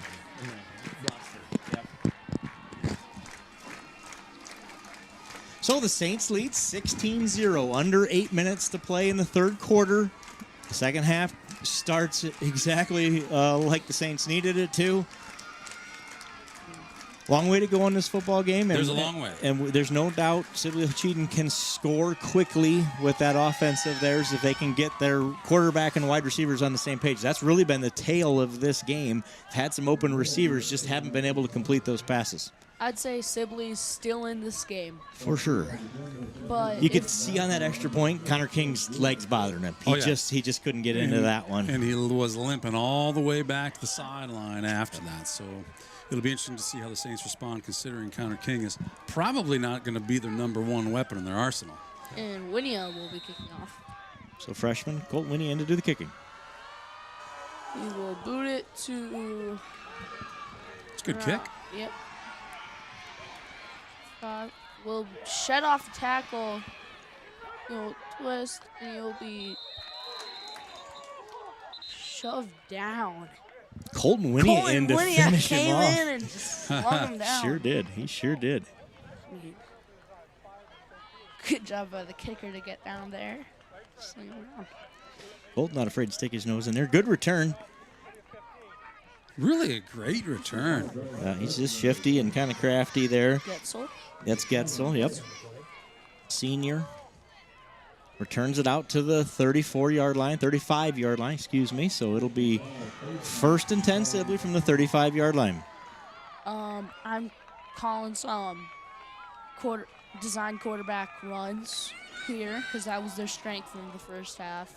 And maybe some more passing plays to try defense off guard. This is probably the biggest passing offense we've faced in a while. So the side judge on this side, or the wing official on this side, throws his flag right at his feet, and you can't see it. There was a penalty on that play. I assume they're calling late hit out of bounds, maybe? I don't know. I don't know what that was, 15-yard penalty, whatever it was. So they're going to start with the ball at midfield here, Sam. Shotgun. Face mask, thank you. Thank you, sir. It will be handoff, and he will be tackled by Corbin Michaels. Corbin Michaels, good pursuit from behind there to make that tackle. Marco got right through that gap and got 6 yards on the play.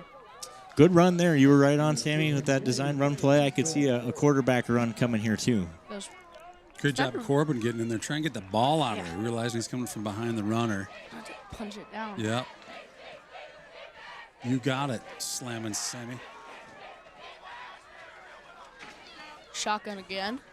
This time it will be a handoff to Marco again. He shoots him in out, running down to the 30-yard line and slides to the 25. Okay, just a really hard-nosed run. He's shifty, hard to tackle. Bounces outside and just slides. Looks like he slipped on the grass.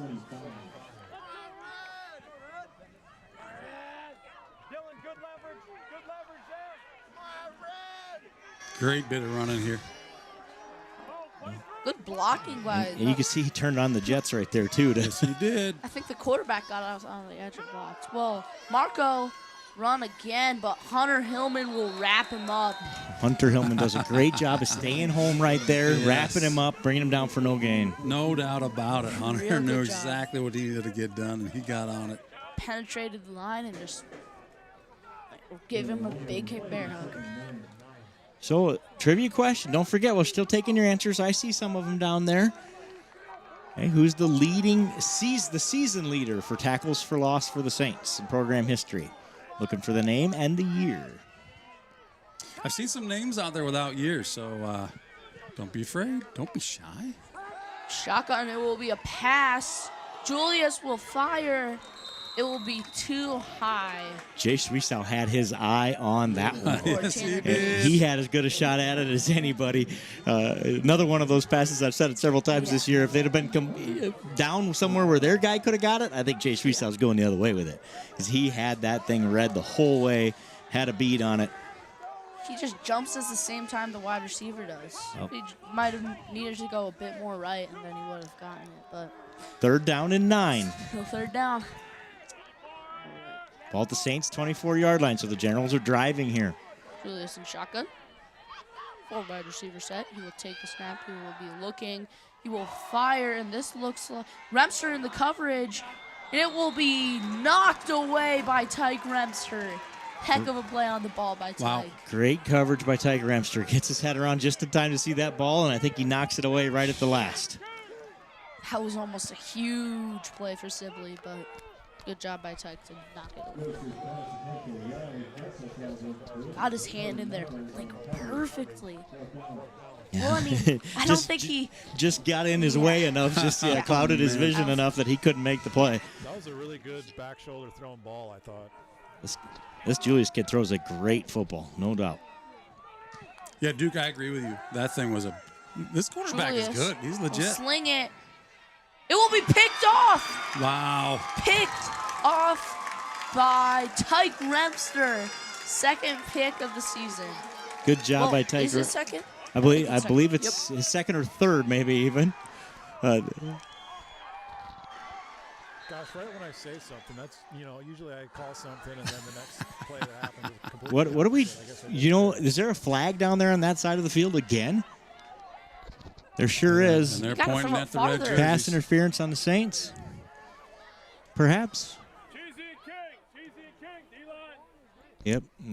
It sounds like from the sideline cam, Mike picked up, we're sending our defensive line back in, so that's not a great sign for the Saints.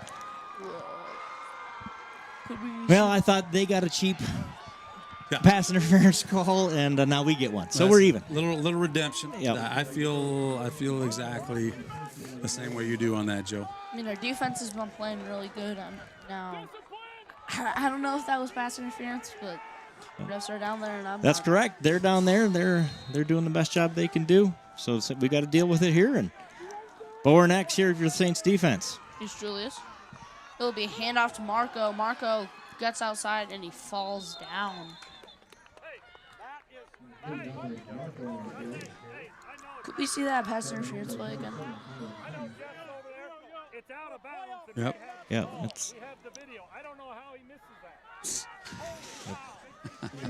That's a second down and 9 here, This is the Sammy. last play here. Did you catch all that? I did. We did. Yep. And I'm on Coach's side on that one. Back. And that's a good job of communicating. He's not yelling and screaming. Hey, here's what we see. Helping him out. Julius. Play action. He's running to the right. Ooh, gets hit hard. Corbin Michaels with the missile. Try to help him understand that run is not going to be open very often. Left tackle shoved Hunter to the ground on the left side. I mean, Here's a sideline cam replay of that one. Hunter got in there, but he just got Both shoved hands in over. the back, push him right around him. Got to overcome, right? That's all you can do. Overcome here. 3rd and 4. I'm sure 4-down territory for the Generals here, trailing 16-0. Julius. Shotgun. This will be a pass play. He will fire. It will be knocked away by Carson Sparrow. Nearly picked off. Yeah. I thought it was picked off for a moment there. Just got in there. Looks like his helmet knocked the ball out. Just a bullet again from Julius. Down there on the field, Duke, those things have to look like missiles coming across. Julius is legit. He's a good quarterback, man. Ball hit with a thud when he threw it. Yeah. I think Carson Sparrow was so focused on making the tackle that he didn't realize the ball was coming right at him. Yep, absolutely. Great play by Carson either way. Julius shotgun again. This will be a pass again. He will look. It will be a incomplete. Out of bounds. It was tipped by Hunter Hillman. Did Hunter tip it? Yeah. It was tipped. I saw that part of it. He almost got it. So it'll be Saints ball. They turn them over on downs. The Saints turn the Generals away at the goal line. Duke, what'd you see down there? Well, he threw the ball and it hit, I think, Hillman in the hands, and then Hillman tipped it right up. We talked about how hard he throws. I don't think Hillman was ready to catch that ball. So it flies up into the air, and then they're 42 on their team. I'm sorry, I don't know his name, but he caught the ball, but I think he was staying out of bounds according to what the ref called. So. Gotcha. Yep, he definitely caught it. Bounced off our guy into their guys' hands, and thank goodness he was out of bounds at that point. Do we have a name for 42? Schwiesau keeps there but goes nowhere. Loses a yard on first down. Where's that 45? Is it Grease? I believe it's 45, yep. Again, their defensive line has been in our backfield this entire evening. Missed assignment there. Got a Saint slow to get up. I think that's Cheesy slow to get up on that play too. That's not good. But back up and on the line here. 2nd and 11. Under 4 minutes to go in the third quarter. We saw this will be a handoff. Flag and play. Stuff. Yep, Well, it'll be a short holding penalty at least, right? That's not bound to be. Or a motion. Could be an illegal motion from that side too. Let's see what we get here on the penalty flag. Not much doing on the run. No gain. Legal shift on the Saints. We got some guesses coming in here. We got Holsheiser, we got Hannum, but we don't have years. Got to have the years too if you really want to win. I'm really not sure what there is to win, but John Sievert 2011. We got a John Sievert without a year in here. We got a few John Sieverts in there. We've got. We got a Sievert without a first name. I think that's cheating. There's as many Sieverts as there's been. Down at the very bottom, there is another guess. We got David Rusted. We got John Sievert. We got face mask called by Joe Carlson. I don't know if he's predicting the future here. Yeah, he was helping us out with that penalty that we couldn't see. Joel's the smartest guy. No help. Thanks for your help, Joel. We Always. saw it will be a handoff to Dylan Brom, who rolls ahead of the 15-yard line. They declined that penalty, so that was 3rd down. We'll make it 4th and 2 here. I mean, he just ran around the blocker, and the blocker did a good job on holding. Was that Carson? The block? Believe. So Saints punting it away here, Sam. What do you think? Yeah. Say that again, Duke. Coach was asking for the distance to the first down, like he might go for it. It's less than a yard here. Fake it? It is a very, very short. It's 4th and inches, I think. Saints are going. Saints are are going here. Slam Sammy, what do you think about this call? I like it. You like it? Be aggressive. Let's go after it, huh? Were they going, or were we just trying to get them off sides? What do you think there, man? Think we're really going? No. Either that or checking the formation to see what's happening. You decide if we're going to go for it here. Yep. Play clock, is that what you said, Duke? Saints are bringing in the punt team. So the Saints are going to punt it away here. I believe that was just to let's see if we can get them drawn off, and we ran out of time to try to even do that. Like Duke said, running out of play clock. So Clevenger calls a timeout from the sideline, and I believe we'll see the punt team here. If we per se did go for it and we didn't get it, that would have been real bad for us. But there's no doubt in my mind that we could have held them. But if they got the 2-point conversion on that, that would have been dangerous. For sure. So with Connor King on the sideline, let's see who, or I shouldn't say on the sideline, but sidelined with an injury. He's playing through it, but he's hurting. Let's see if we have a different guy punting the football away here. I believe Carson Sparrow is your backup punter. Schweisaw's going on. Is he part of the punt? He is. He's part of the punt team here. So let's see what the Saints draw up here. I mean, they are going to punt, and it is Carson Sparrow on the punt. If he's, Jace is the up man, so the quarterback is the up man here in the punt formation. This seems. It will be a punt. Really good punt. Good punt from Sparrow out to midfield. It will be a fair catch. Fair caught there. No flag. At the 49-yard line. So it'll be 1st down. I think smart decision there by Coach Clevenger to punt that thing away. It's a playoff game. You have a 2-score lead. You kick the ball away, right? You kick the ball away. And you can't risk momentum. Nope. Right? Even a 16-point game, the way these guys have been playing, if you're going to do, if there's a momentum shift in that moment, that's a bad situation. Good punt by Carson Sparrow. That's not easy. You haven't punted all year. You're the backup guy, right? You haven't punted in a game all season, and you come on right there in a huge spot, get a good punt away to give your defense a chance. I'm sure he's happy with that one. Here's Julius. Ooh. Looked Marco. Like it jumped me.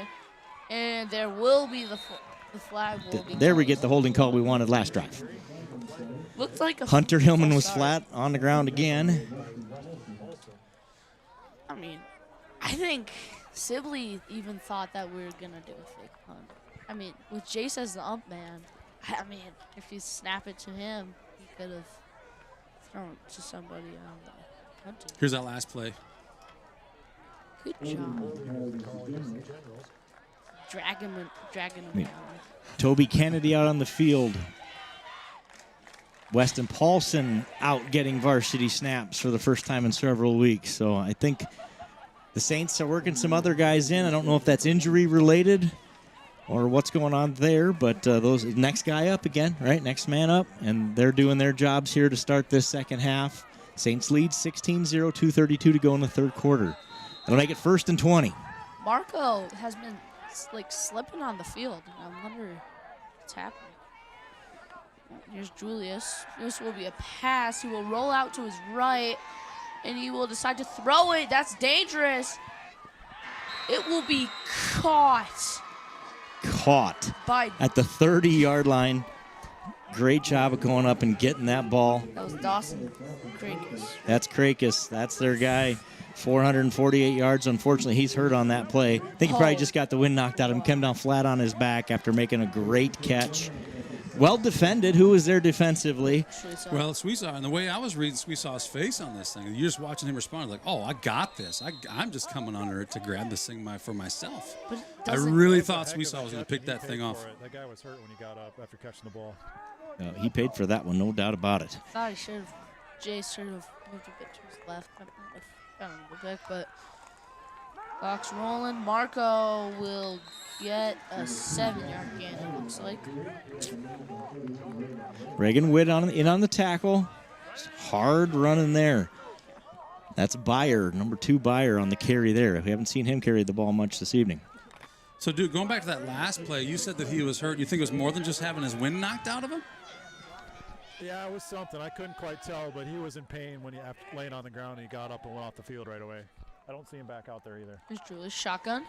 Handoff to Byer. He will get gain of 2, I'd say. Good job by the interior of the defensive line there. Clock's rolling down in the third quarter.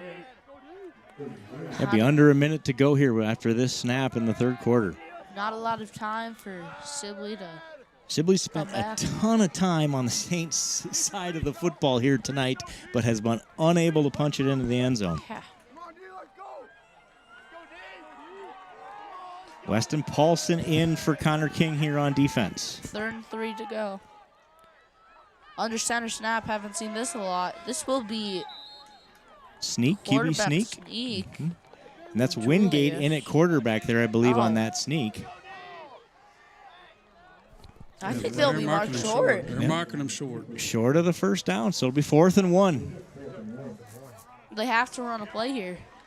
2-second differential play clock to game clock. So we'll get one more play in the third quarter.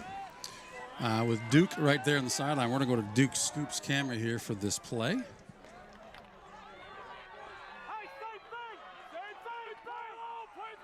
So you can hear our sideline expects the same play here. And there is a jump. Looks like Kane Julius was lined up as a tight end. Sure was. Were we running the sneak again? Could you tell? Yep. Yeah, I thought so too. Now they have to run another play with clock stopping. We're going to get a bonus play here in the third quarter. And 4th and 5, long 5 feels a little better than 4th and short. Yep. That's actually tough. That's tough. It will wind the clock, and that will end the third quarter. No bonus football. Darn it. So the Saints lead 16-0 after 3 here in Saint Ansgar, and what's been a great football game. Sibley-Ocheyedan has showed up to play. The Saints are a little banged up here in the second half. They're fighting through it. Next man up style football. Big play coming up to start the fourth quarter with your Saints leading 16-0, but it'll be 4th and 5 for Sibley-Ocheyedan from the 26-yard line of the Saints when we start the fourth quarter. Hey, with that, slamming Sammy P, thank you very, very much for joining us upstairs here. Always a joy to hear your voice, and it's funny just to hear the chatter out there of all the fun that the the listeners are having by having you join us here for the third quarter. So thanks a bunch for being here, pal. Yeah. Have you enjoyed it? Yeah. Thanks, All right. Sammy. Good job as always, man. Fun having you up. Thanks again, pal. You got a Bye. future, kid. Yeah. Hopefully your future is a week from tonight, third quarter, right? Yep. Thank All right. you. All right, Bye. you bet. See you, pal.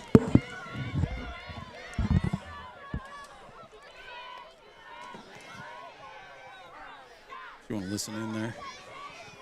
Travis would like his headphones turned up a touch, if you can do that. Do you know how to do that? Yeah. You do that right here. You do right here. I'm on 4. Travis, I'm moving mine to 6. If we blow you out, you'll have to let us know. Yeah. All right. So, big play to start the fourth quarter here. Sibley-Ocheyedan 4th and 6 from the 25-yard line. Julius back to pass. Has a man in the flat wide open. That's catches it inside the 5. Touchdown, Generals. Wow. Great play there. Great play. That is number 5 on the reception. Riley Getzel with a great reception there and a better run for the touchdown for the Generals. So it is 16-6.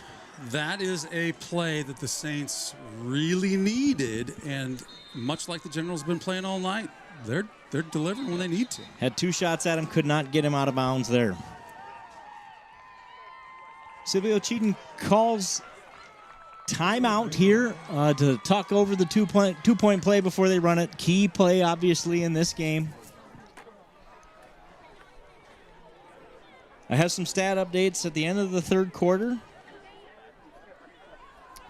The Sibley-Ocheyedan Generals have 89 yards of passing and about 60 yards on the ground.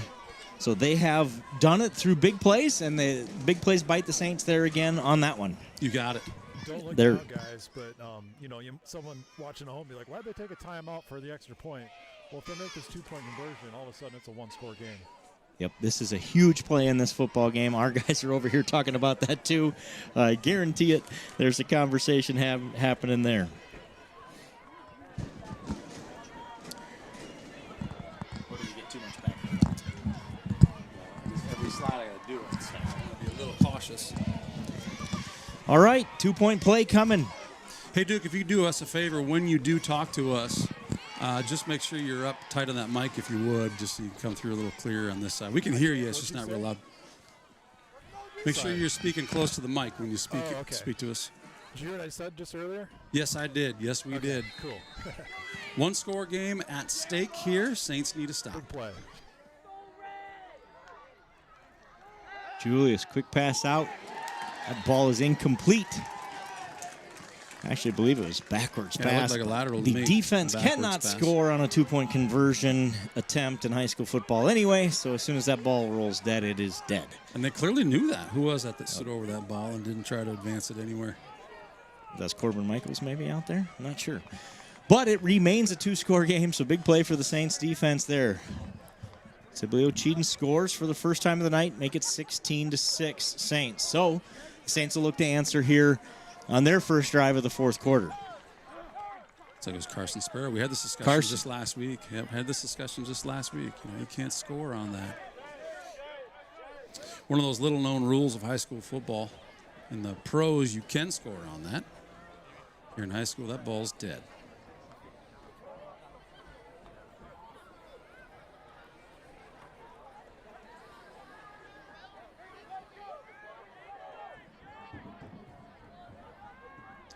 We still got some guesses coming in. Got any right guesses yet in there? Can you see any? Well, I think we might. I think I might see one. I think I do too. I don't want to give anything away. I understand. Though. I understand. There's still time to guess. You just There is keep still on time guessing. to guess. Yeah, you guys keep guessing.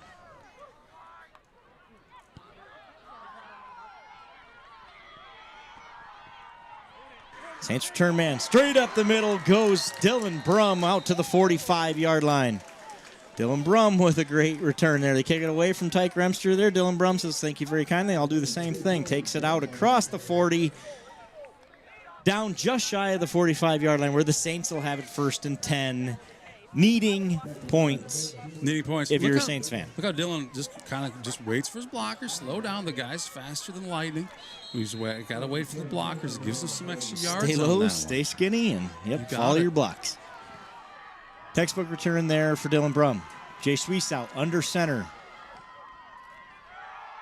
Handoff goes to Corbin, I believe, but he goes nowhere. No gain on the play. There's Corbin Michaels on the carry. Give him a short gain, maybe half a yard. And I gotta believe we're not going to do a whole lot of passing. I mean, we may do it from time to time here, but we got to keep that clock running. Yep, 100% agree. We will keep that clock running as much as we can. The offensive line needs to step it up right here, right now. Getting that motivation from the sideline. We can hear him on the sideline cam. They got to dig deep right here in this fourth quarter of a playoff game. Football lives on the line here tonight. Dylan Brum in motion. Handoff goes up the middle again. Corbin Michaels with a good push that time. That's Reagan Witt on the carry. Reagan Witt for 5 yards. Make it 3rd down and 5 with the ball right at midfield. Don't need all 5 here, but you need 4.5, Coach. So no pressure. No pressure. You can go for it on 4th and super short here, but 4th and 2 or 3, you're probably kicking it away. Big play for Sibley-Ocheyedan's defense here. We saw under center. Pulls it back, keeps it. Goes around the end, 1st down Saints. Huge play for the Saints offense there to convert that 3rd and 5. Schweisow gets 6, and it'll be 1st down Saints inside the 45-yard line of the Generals. Long sustained touchdown drive here, put this game away. That's what I've got ordered, Mr. Sparrow. That's one of those that had me fooled. Jace did a nice job disguising there again. Reagan Witt is the lone man in the backfield. He gets the ball, breaks a tackle, still on his feet, drives ahead across the line to gain. 1st down Saints. Reagan Witt says Connor King's a little limpy. Christian Michaels didn't get an opportunity to play in this game. Give me the football, and I will go get us a 1st down here. And isn't that Saints football? You know, you're a couple guys down. You got Connor King is hurt, and you got just grabbing onto his shirt. All I can do to slow him down, but every guy, you said it earlier, no one's looking for credit here. We're just looking for a win, and we're going to do it as a team. 100% right. And this is gut check time, right? This is gut check time for these seniors and these Saints. And they're answering the bell so far. Jace keeps. Tries the left edge. Goes upfield, drags a couple of would-be tacklers with him. Gain of 8 on the play for Jace. Does a nice job of finding his way up there. Tough kid, tough run. 7 yards, 8 yards on 1st down. That defensive line has played great. You can start. They're starting to get tired. It feels like they are starting to get tired. Saints are moving the ball on the ground. This is the Saints football that we're used to seeing. You know, just grind. For sure. Reagan Witt in the backfield. Reagan gets the carry. Short gain on 2nd and 2. Gets the 1st down. So it'll be 1st down Saints at the 22-yard line. There'll be under 8.5 minutes to go in this game when the Saints take this snap. We got a lot of people watching tonight. If you're just joining us, this is a whale of a game against a very, very formidable Sibley-Ocheyedan team that has driven about 3 hours to get here and is playing their hearts out. And a great high school football game here tonight. Reagan Witt breaks a tackle, and then another. Gain of 10 again on 1st down. Let's give him 12. 1st down Saints just outside the 10-yard line. Looks like they're going to give him the 10 and make it 1st down and go up. Nope. Now we're picking the chains back up. So I was watching the chain gang. They put the chains down like it was going to be at the 10, but the official tells him, no, sir, we're going to need those chains because the Saints can get a 1st down inside the 1-yard line. 1st and 10 from the 11. Huge answer by the Saints offense here. Schwiesau under center. Keeps. Takes it outside. Inside the 5. Down at the 4-yard line. Gain of 6 on first down. Great job by Duke Scoop here with the sideline footage so we can catch that replay from a different angle here. 2nd and 4 from the 5. Just inside the 5. They can get a first down inside the 1.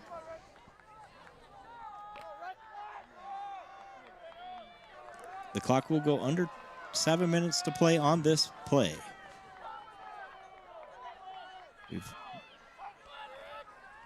Schwiesau keeps.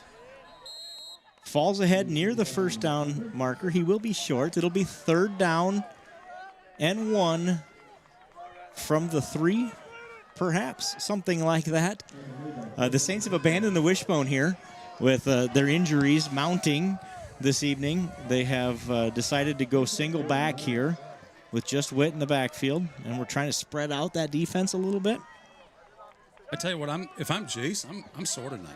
Oh. Like the way he's getting kind of twisted and he turned, and as he's getting tackled on these, taking a bunch of hits tonight. A lot of guys getting beat up tonight. Sure feels like it. Schwiesau to Witt. Touchdown, Saints!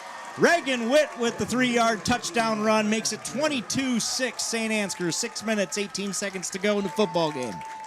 What a great answer by the Saint Ansgar Saints.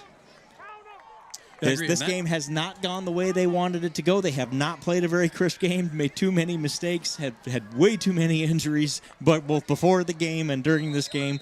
But the Saints have answered when they needed to. None bigger than that one right there. Colton Winia on to attempt the point after for Connor King, who appears to be out of this game now with an injury. Good snap. Kick is up. And it is good. Extra point by freshman Colton Winia makes it 23-6 St. Ansgar. Attaboy, Colton Winia. We've known this kid for a lot of years, haven't we, Joe? It makes me mighty proud. Fun to see him out there kicking extra points. Absolutely. And that was a Connor King-style extra point where it was good from 30 yards. We're going to get this one here from the overhead can. Thank you for taking this one. And this is... Boy, the Saints needed that. They answer that touchdown drive by Sibley-Ocheyedan. Sibley-Ocheyedan has not backed down tonight. We didn't expect them to, and they have not. But the Saints have answered. Every time the Generals have put a good drive together, the Saints offense has answered. It's been one of those football games tonight. Well-played high school football game. Just to prove to you, the records don't matter when come playoffs. We said they were a better team than their record indicated, and they have proved that tonight. And they've played a whale of a football game. Oh, my, have they ever. Joel Carlson says, what's he say, Joe? It's a 3-score game because we proved last week I'm not great at math, but I believe it's now 17. The scoreboard helps when I can visualize the score. It does help. So it is now a 3-score football game.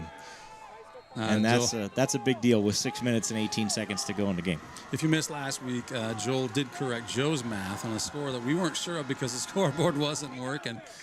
In a rainy Lake Mills, Iowa. Winia kicks taken at the 20. Shifts. Marco he's just really hard to tackle. Yes, goes across the 40-yard line to the 42-yard line.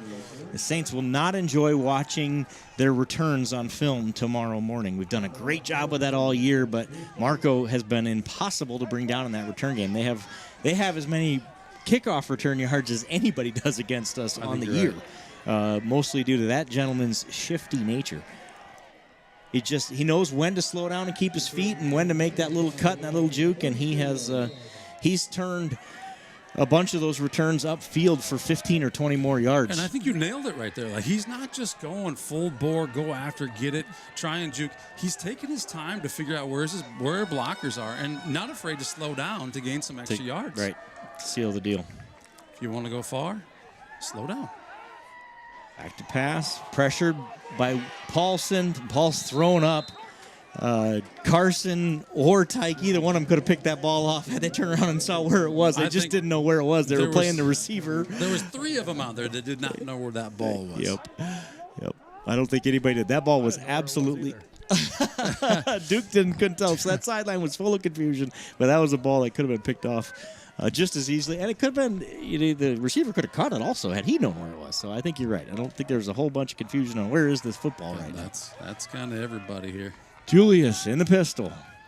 Takes the snap, back to pass. Overthrows Wingate. And it's his intended receiver, well covered by Corbin Michaels. So it'll be 3rd down and 10 with exactly 6 minutes to go in the game. Saints lead 23-6. Here's another look at that incomplete pass that we just saw. Yeah, just a little, again, too much steam on it, right? For a short pass like that, needs just a touch more touch.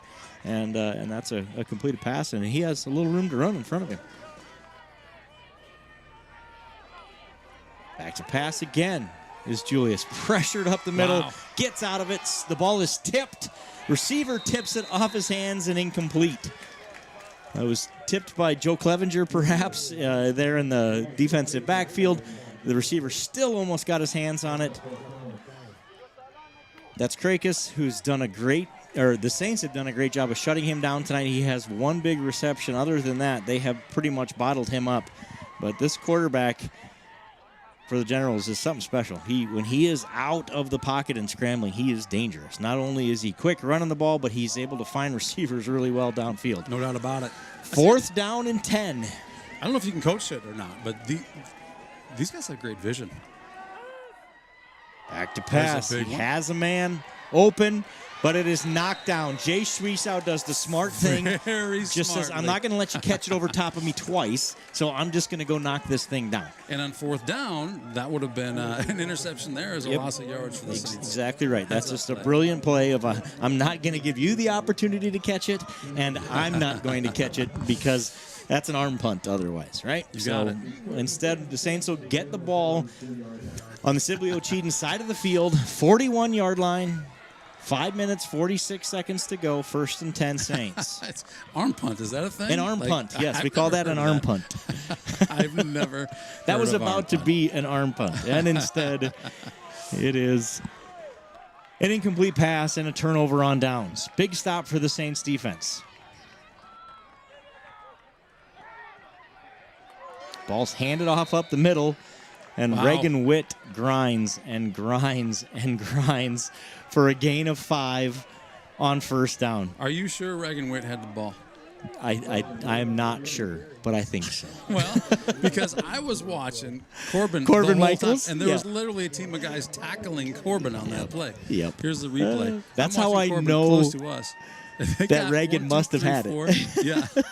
You got 4 guys on the front side of this, and the ball is actually closer to midfield. I'll tell you middle what, of the guys, field. it's a traffic jam inside just about every play, so there's hardly anywhere to go and a lot of bodies. Yep. Schwiesow under center, back in the wishbone, hands it off to Corbin Michaels. So Corbin does have it that time. Short gain on 2nd down. Give him 2. Make it 3rd down and 3. 3rd down and 3 from the 34-yard line. Be under 4.5 minutes to play in the game with the Saints leading 23-6.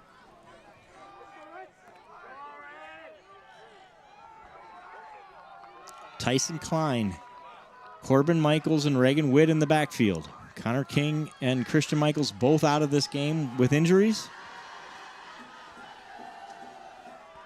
Schwiesow back to pass. Has Remster. It's caught.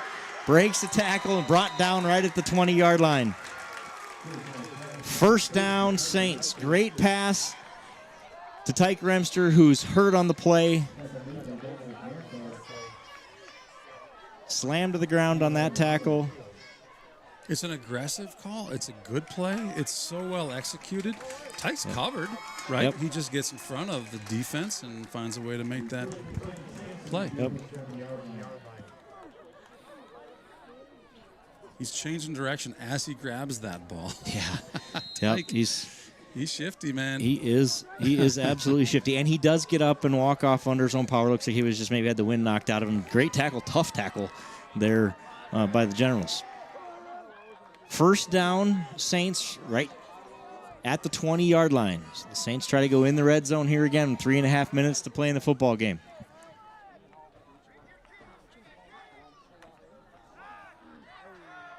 Handoff goes up the middle. Excuse me, Schwiesau keeps. Wish he'd have handed it off after that tackle. Again, good aggressive tackle. Schwiesau's met in the backfield, loses 2 on the play. The clock runs under 3 minutes to go here in St. Ansgar with the Saints leading 23-6. Definitely one he'd like to have back. Bill Bohr, I apologize if I pronounce your name wrong. Thank you very, very much for your kind words. We really appreciate it. We love doing this, and thank you for tuning in, and thank you for your kind words. Schwiesau under center. Uh-oh. Hands it off to Michaels. Tries the right end. Gain of 4 on the play. A timeout on the field. Timeout Sibley-Ocheyedan, so they save 30 seconds. They're calling their second timeout. So they'll have 1 timeout left. 2 minutes and 30 seconds to go in the game. It'll be 3rd down and 7 for the Saints from the 17-yard line. I've said it 10 times, probably said it too many times, but what a great football game. What a great high school football game. And this is what high school football is about. These 2 teams both came out ready to play tonight, and they put on a show for the fans. That's exactly what I expected, I guess, looking at tape and looking at stats. I thought this game would be a battle, and it certainly has been. You know, I think the Sibley-Ocheyedan team's a team that wins a lot of games in a lot of districts. They just didn't in that one. Yep. In a tough district, they've played the Saints, schemed them very, very well, played very well here tonight. Hey, Duke, I got your microphone turned up a little bit. What do you expect to get after this huddle? After this huddle's over, what do you expect to see in the last 2.5 minutes? I expect to see running the football in between the tackles. With both hands wrapped firmly around the football. Exactly. Make them burn their last time out. Have a 3-score lead with 2 minutes to go in the football game. Wins don't have to be pretty in the playoffs. They just have to be wins. You get no style points anyway. Schwiesau back to pass.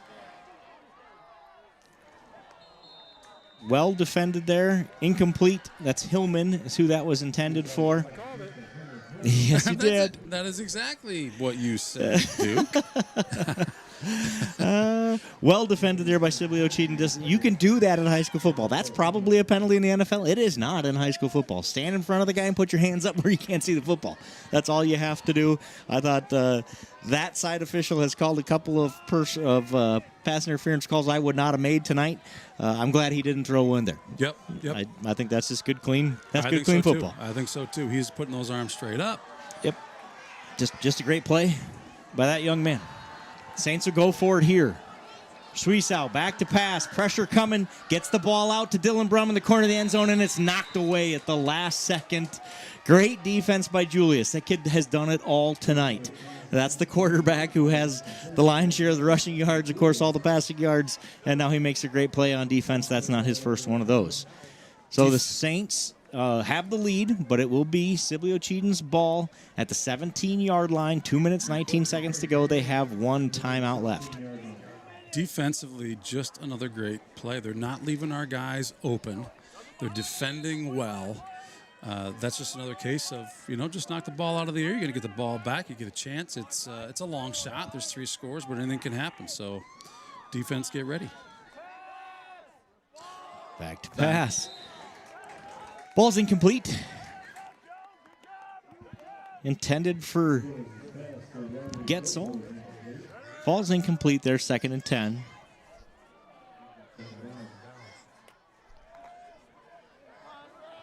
Of course, a final from Nashua. Lake Mills wins 21-14. Wow. Final from Nashua. Lake Mills beats Nashua. The number 3 seed beats the 2 seed. So the 3 from our district beats the... Oh, the ball is nearly intercepted by Reagan Witt. Right in his hands. Getting a lot of smoke on that guy. Hard to hang on to that football.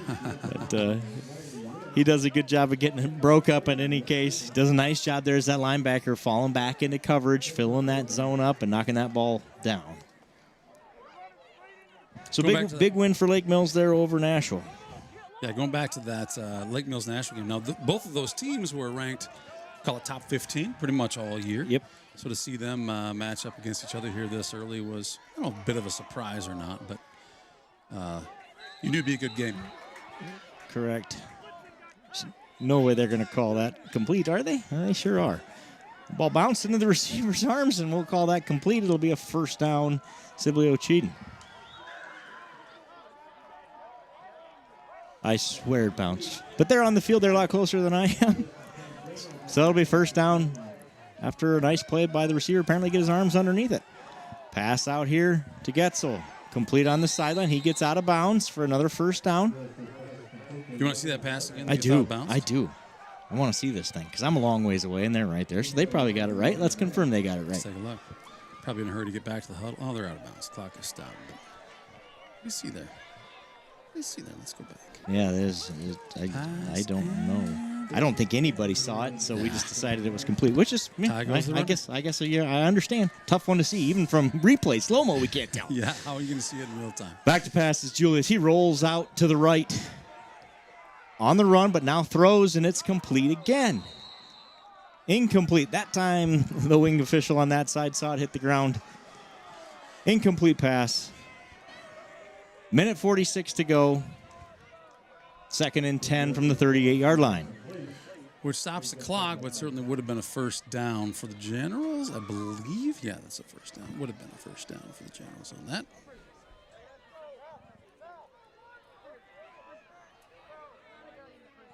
So it's 2nd and 10 here. Minute 46 to go. Saints lead by 3 scores. Tipped. And incomplete. Ball was tipped by Hunter Hillman. He's played very well without his compadre on the other side of the defensive line with Connor King out of this game here in the second half. He's done a really nice job. Hunter Hillman has to step it into that position and being the guy wreaking havoc in the backfield. Does it there again. Smart play. Just get your hands up and get that thing knocked down. Still almost completed that pass. Hillman's been a presence all night. 3rd and 10, minute 42 to go in the ball game. Pressure again up the middle. And he is going to be, he fumbles. Ball comes out, recovered by the Saints, and the Saints are going to win this football game. Huge play. Not sure who knocked it loose. We'll see if we can't see it on the replay, but just trying to make something out of nothing. There's Julius. The ball comes out. Saints fall on it and are going to seal this game with a couple of kneel downs to finish. Here's that replay right here.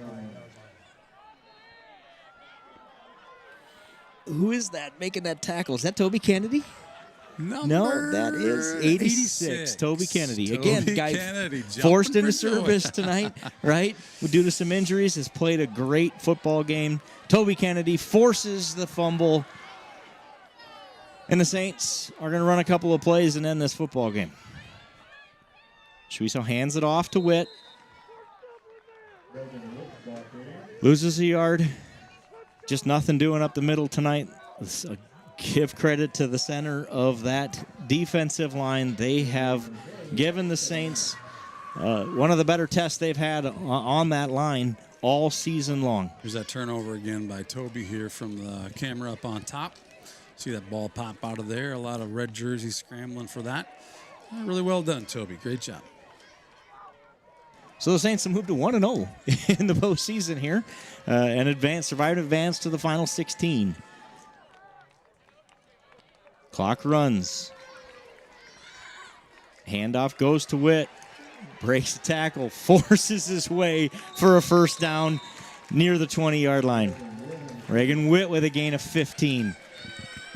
There's a senior who doesn't want his football career to be over. No, right? he does not. He had to step up in this second half. After King and Michaels go out of this football game, he does just that and is going to seal the Saints' victory with that first down. So the Saints will run one play here and run the clock out.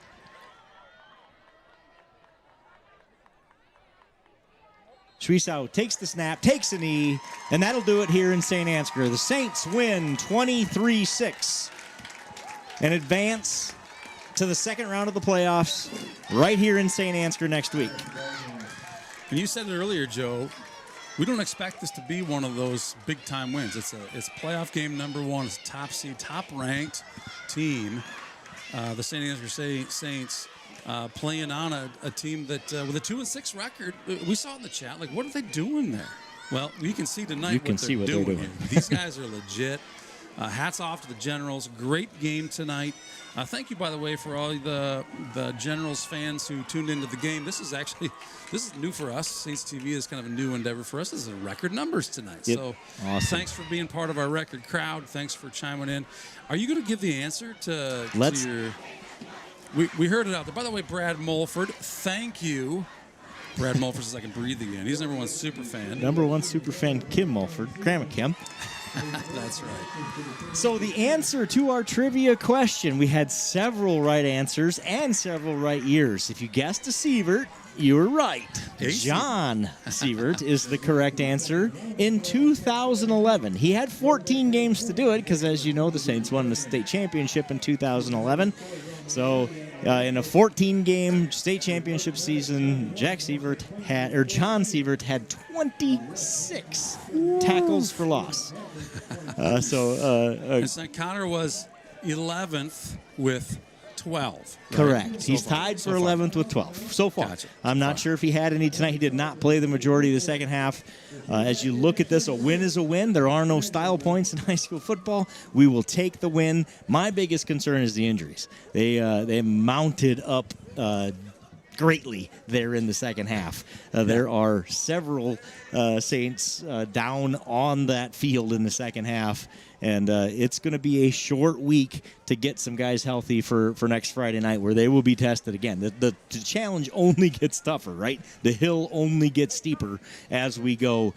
So a win is a win, and great job by the Saints tonight. Now go get home, get in the ice bath, and get yourselves healthy to go do this again next week. Yeah, and we're going to a little shout out here in the comments. A lot of comments tonight. Thank you for all your comments. Not only the guesses. Oh, hold on. We got Duke here. Duke. Duke, we got you. We got you, buddy. Hold on. Let me get your sound where we want it. I'm going to get this camera on Duke. Little Michaels having some big runs. Tyson Klein having some big runs in the first half. What's the next up mentality mean for this team? Obviously we're a little banged up. Couple of guys, pretty important guys, were banged up. So proud of those guys. They came in, got their chance, and did a good job. You know, the team you played tonight, they were really tough in the trenches, winning some battles. Seems like they're in the backfield all night. What does it mean to come out in the first round of the playoffs, have a tough test like this? Football's a game of matchups, and I knew coming in this wasn't a great matchup for us just for the style that they play. They're big, and they got good athletes on the perimeter, so we knew it'd be a tough matchup. You try and convey that to the kids. And they found out tonight it was a tough matchup, so we're fortunate and happy to be moving on. I know you don't know who you're playing yet next week, but how do you feel going into the next round? Well, we got a lot of things to clean up on both sides of the ball, and we need to get a little bit healthier. All right, thanks, Coach. Thanks, Duke, for that from Coach Clevenger. Again, always candid, always honest down there on the sideline. I love it. That's exactly what we saw up here tonight. A win is a win, and a playoff win is even bigger, and we will be better for this game. We just have to get healthy now here in the coming weeks. Some stats for you. Jay Suisau, 7 of 15, 61 yards passing with a 71-yard long. Those passes, 10 yards to Carson Sparrow, 14 yards to Tyke Remster, 6 to Witt, and 33 to Hunter Hillman. The Saints again dominated on the ground. It didn't feel like it. They had 290-plus yards of rushing tonight. No, it did not feel like it. It did not feel like they did, but they did, and they spread it out amongst 6 guys. So their leading ball carrier is actually Jay Suisau, 76 yards. He made some great decisions tonight, running that option to keep, and turns it upfield. 16 carries, 76 yards. Reagan Witt, 12 carries, 65 yards. Connor King made the most of his first half, 9 carries, 58 yards, almost all of those in the first half. Corbin Michaels had 33 yards, Tyson Klein had 36, and Dylan Brum had 25. So the Saints do what the Saints do, and they spread it around and get the ball to a lot of different receivers. For the Generals tonight, Sibley-Ocheyedan, 136 yards passing, that 1 touchdown pass, 60 yards receiving for Riley Getzel, number 5. They shut down, for the most part, Krakis, number 84, Dawson Krakis. Like we talked about, he had one catch for 29 yards, so they did a good job keying on him. But Getzel steps up in his place and has a really great night there as well. Rushing-wise, Dominic Marco with 39 yards, and the quarterback ended up with 20 yards rushing. So the Saints win, not exactly in dominant fashion, but they get the job done, which is what you do in playoff football, is get the job done. So what happens from here? Well, like I said early in the pregame, tomorrow morning they will release pods, 4 pods. There are 16 teams remaining. They will split those into 4 pods of 4 teams, and that will kind of lay out who we play the next 2 weeks, right? And of course, it's winner go home time, or it continues to be. So it will be but you'll kind of know the path at that point once those pods are released, and then the pod to 5-0. You kind of figure it out. That's what these teams are doing. We reset these schedules. It's 5 games to a state championship. We started with 32. We're going to 1. Only one team will be 5-0 at the end of this deal, and the Saints moved to 1-0 along with 16 other teams, which was the mission this evening. Yeah, and take a look at the fans out there. Take a look at the Sibley fans waiting for their guys. They're all lining up for a picture over there.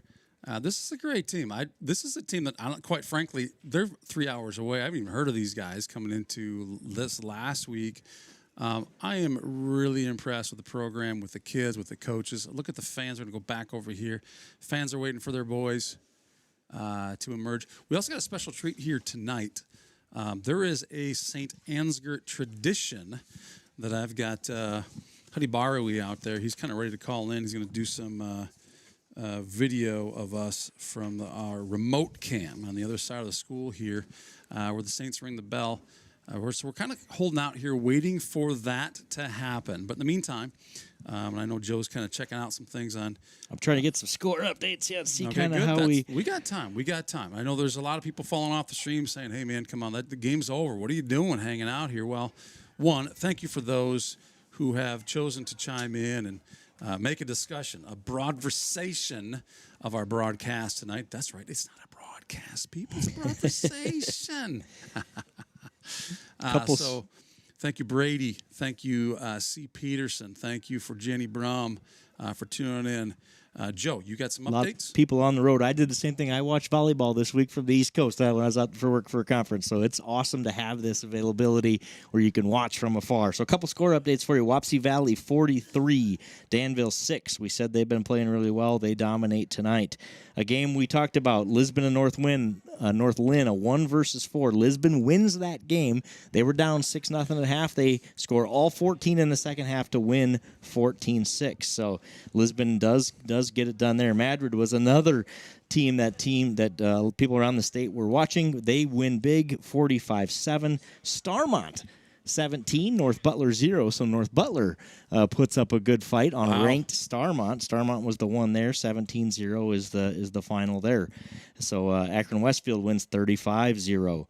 It appears as all of the ones are going to win as they're scheduled to. I don't see any upsets in there at all. West Hancock is leading LGC. Who's LGC? Lamar's Galen Catholic. Thank you. Usually I just see GC. They are leading them 38-22 in the fourth quarter. So that game closer than expected as well. Absolutely. I think it shows you how much parity there is in Class A football, and a lot of teams, with these close losses. Again, Coach Clevenger said it. I'll give him credit of just to come out and say it. We weren't thrilled about this matchup. We knew this was going to be a dogfight based on their style of play and how that matches up with what we do well and what we don't do well. And he called it. He was spot on. This was a dogfight. No doubt about it. This is one heck of a game. Hey, shout out, by the way, to Justin McDonald, a guy who knows more about football than anybody I know. This guy spent a lifetime coaching youth football over in Arizona. He's now in California. I'm not sure, maybe Arizona, maybe graduated from Arizona and went to California here to coach football. But he's making great things happen in the world. They're watching the live stream tonight. So we know there's a lot of people watching from a lot of places. That's we heard awesome. Mexico. We know California. We heard some Wisconsin out there. Thank you, everybody, for tuning in. Again, are we stalling? Maybe a little bit. I'm not sure what else we have to show you. But hey, let's talk about what's going on that opposite sideline. only one team gets to go home from this football playoff happy, right? Yes. But look at these kids. Their parents, they made a 177-mile trek over here one way to support each other, right? And now they have to go 177 miles back home. But they're together, right? They're taking pictures. This is what high school football is about. This is what high school sports are about. In my opinion, this is what it's supposed to be like. Is you play for each other, you leave it all on the field, win or lose, right? You're still buddies at the end of this thing. So you played a great game with some of the best friends you'll ever have in the world, and it sucks to go home. They'll have perspective on this in a year, in 2 years, and 3 years, and 10 years. At this game, they'll look back on it and go, "Man, we almost had the number one team in the state. We were that close," and they should feel really good about it. I know it's okay, yeah, we got beat, we lost, and that doesn't feel great, but they played a heck of a football game, and I think that this score will surprise some folks around the state. I don't think there's any doubt about that. You're going to see some, geez, why was that game so close?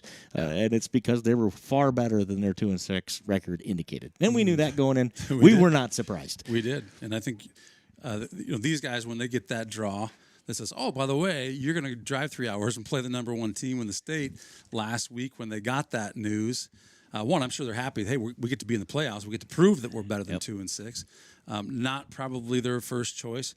And certainly for us, when we saw statistically who these guys were, forget the record, I would say this was not our favorite choice to play tonight either. And clearly the result showed that. Guarantee you there was some sighs when this matchup came out as we looked at, because that's the first thing I had to go to the stat page. What do they do? And I went, oof. Okay. I mean, good test, and we're going to have to do that. And obviously you win a game by 17. It's not like we, it didn't go poorly for the Saints. It just I think a lot of folks saw the record and thought, well, this will be a 42 donut kind of thing. And it clearly was not going to be from the beginning. I think they set that tone, and that's hats off to them. They could have showed up here ready to pack her up and call her a season, and they did not. Yeah, no doubt about it. So we're waiting for what I thought would be the ringing of the bell on the other side of the school, and I'm wondering right now. I'm wondering a little bit. Do they do that in the playoffs? Because I thought I saw the red jerseys go the opposite way.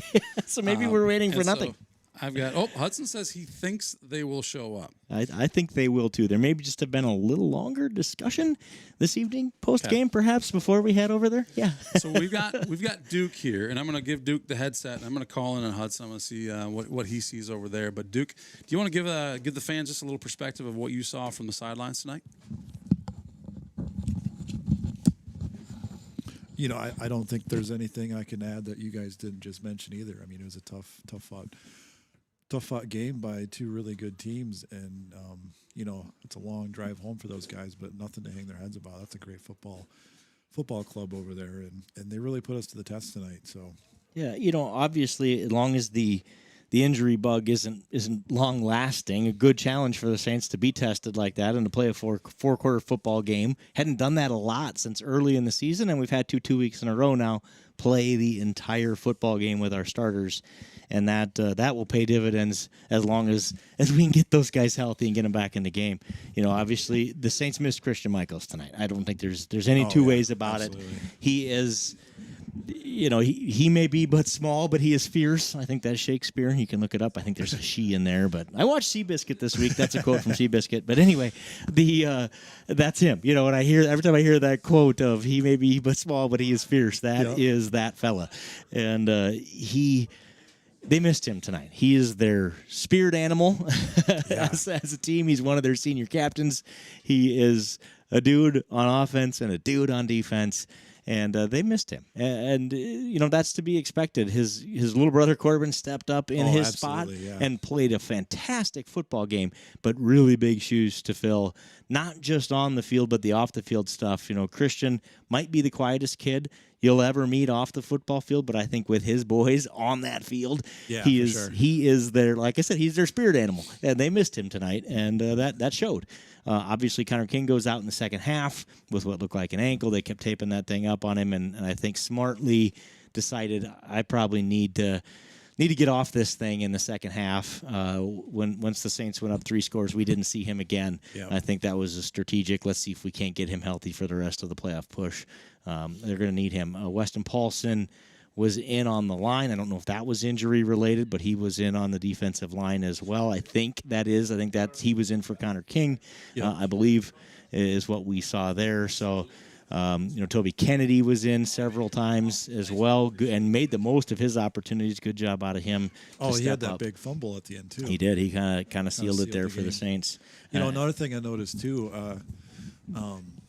I'm speculating here, but there was a couple times there late in the fourth quarter there where we had the ball down by our red zone, and it's like 3rd and 10 or something, and 2 minutes left, minute and a half left, and we were throwing the football. Yeah.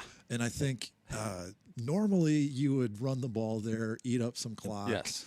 Give the ball back to the other team with as little time as you can. But I think the coaching staff knew that we're playing a good football team, and if we can hang on and win this game, why not get some reps against a good football team? Because that's going to pay dividends going through the playoffs too. Because like you'd said several times tonight, Joe, we haven't really seen a test like this all season. So.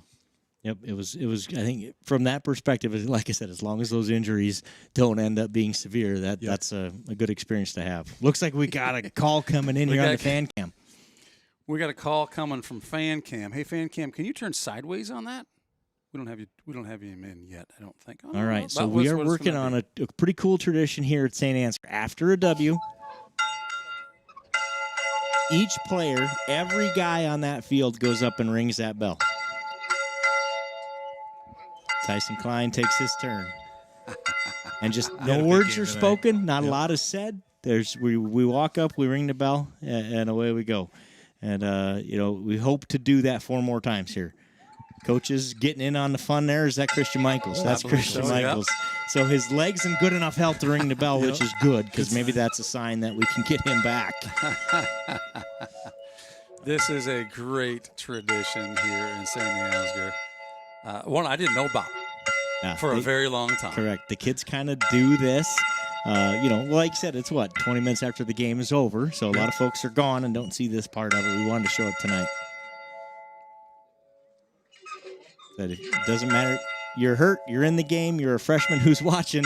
You get the opportunity to ring this bell on a victory. It's part of what makes this special. And this, thank you FSB for sponsoring this bell ringing, this post game event. And some of those guys still wearing their helmets.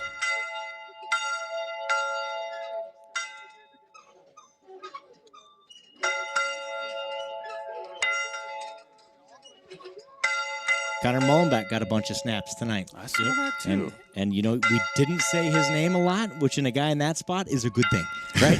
That means he's covering his guy. Yep. When you're hearing a defensive back's name a lot, that's not always a great sign. We've been hearing Joe Cleveringer's name a lot more lately than we did tonight as well, and I think it's the same situation. Yep, he stepped up and filled some of that Christian Michaels gap as well. Yep, and did well.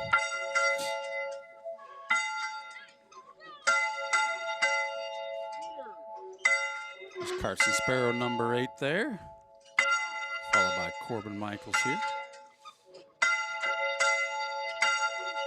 Notice, like Joe said, not a word is spoken. Yep, this isn't this is kind of a ceremonial really tip of the hat is what this is, and I love it.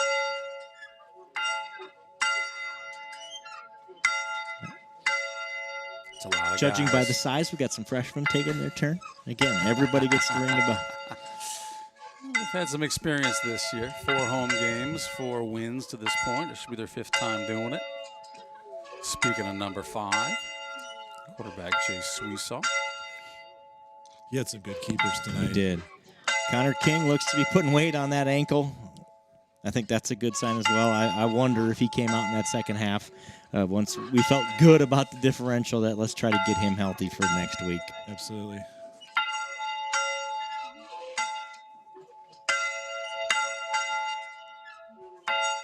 Colton Winia. How about Colton Winia? Comes in as a freshman, kicks that extra point to make it. That was a huge extra point to make it a 3-score game. It wasn't even close. And that thing was out there. Like you said, it could have been an extra how many yards? Yep, just a no sweat. I got this, and to be called on short notice there is pretty cool for a freshman to step up and do that. And like you said, a kid Eric and I have been around a lot. So fun to see him to have that opportunity and to make the most of it. You bet. Thank you, Huddy B, for running the fan cam. Thank you, FSB, for sponsoring this postseason event.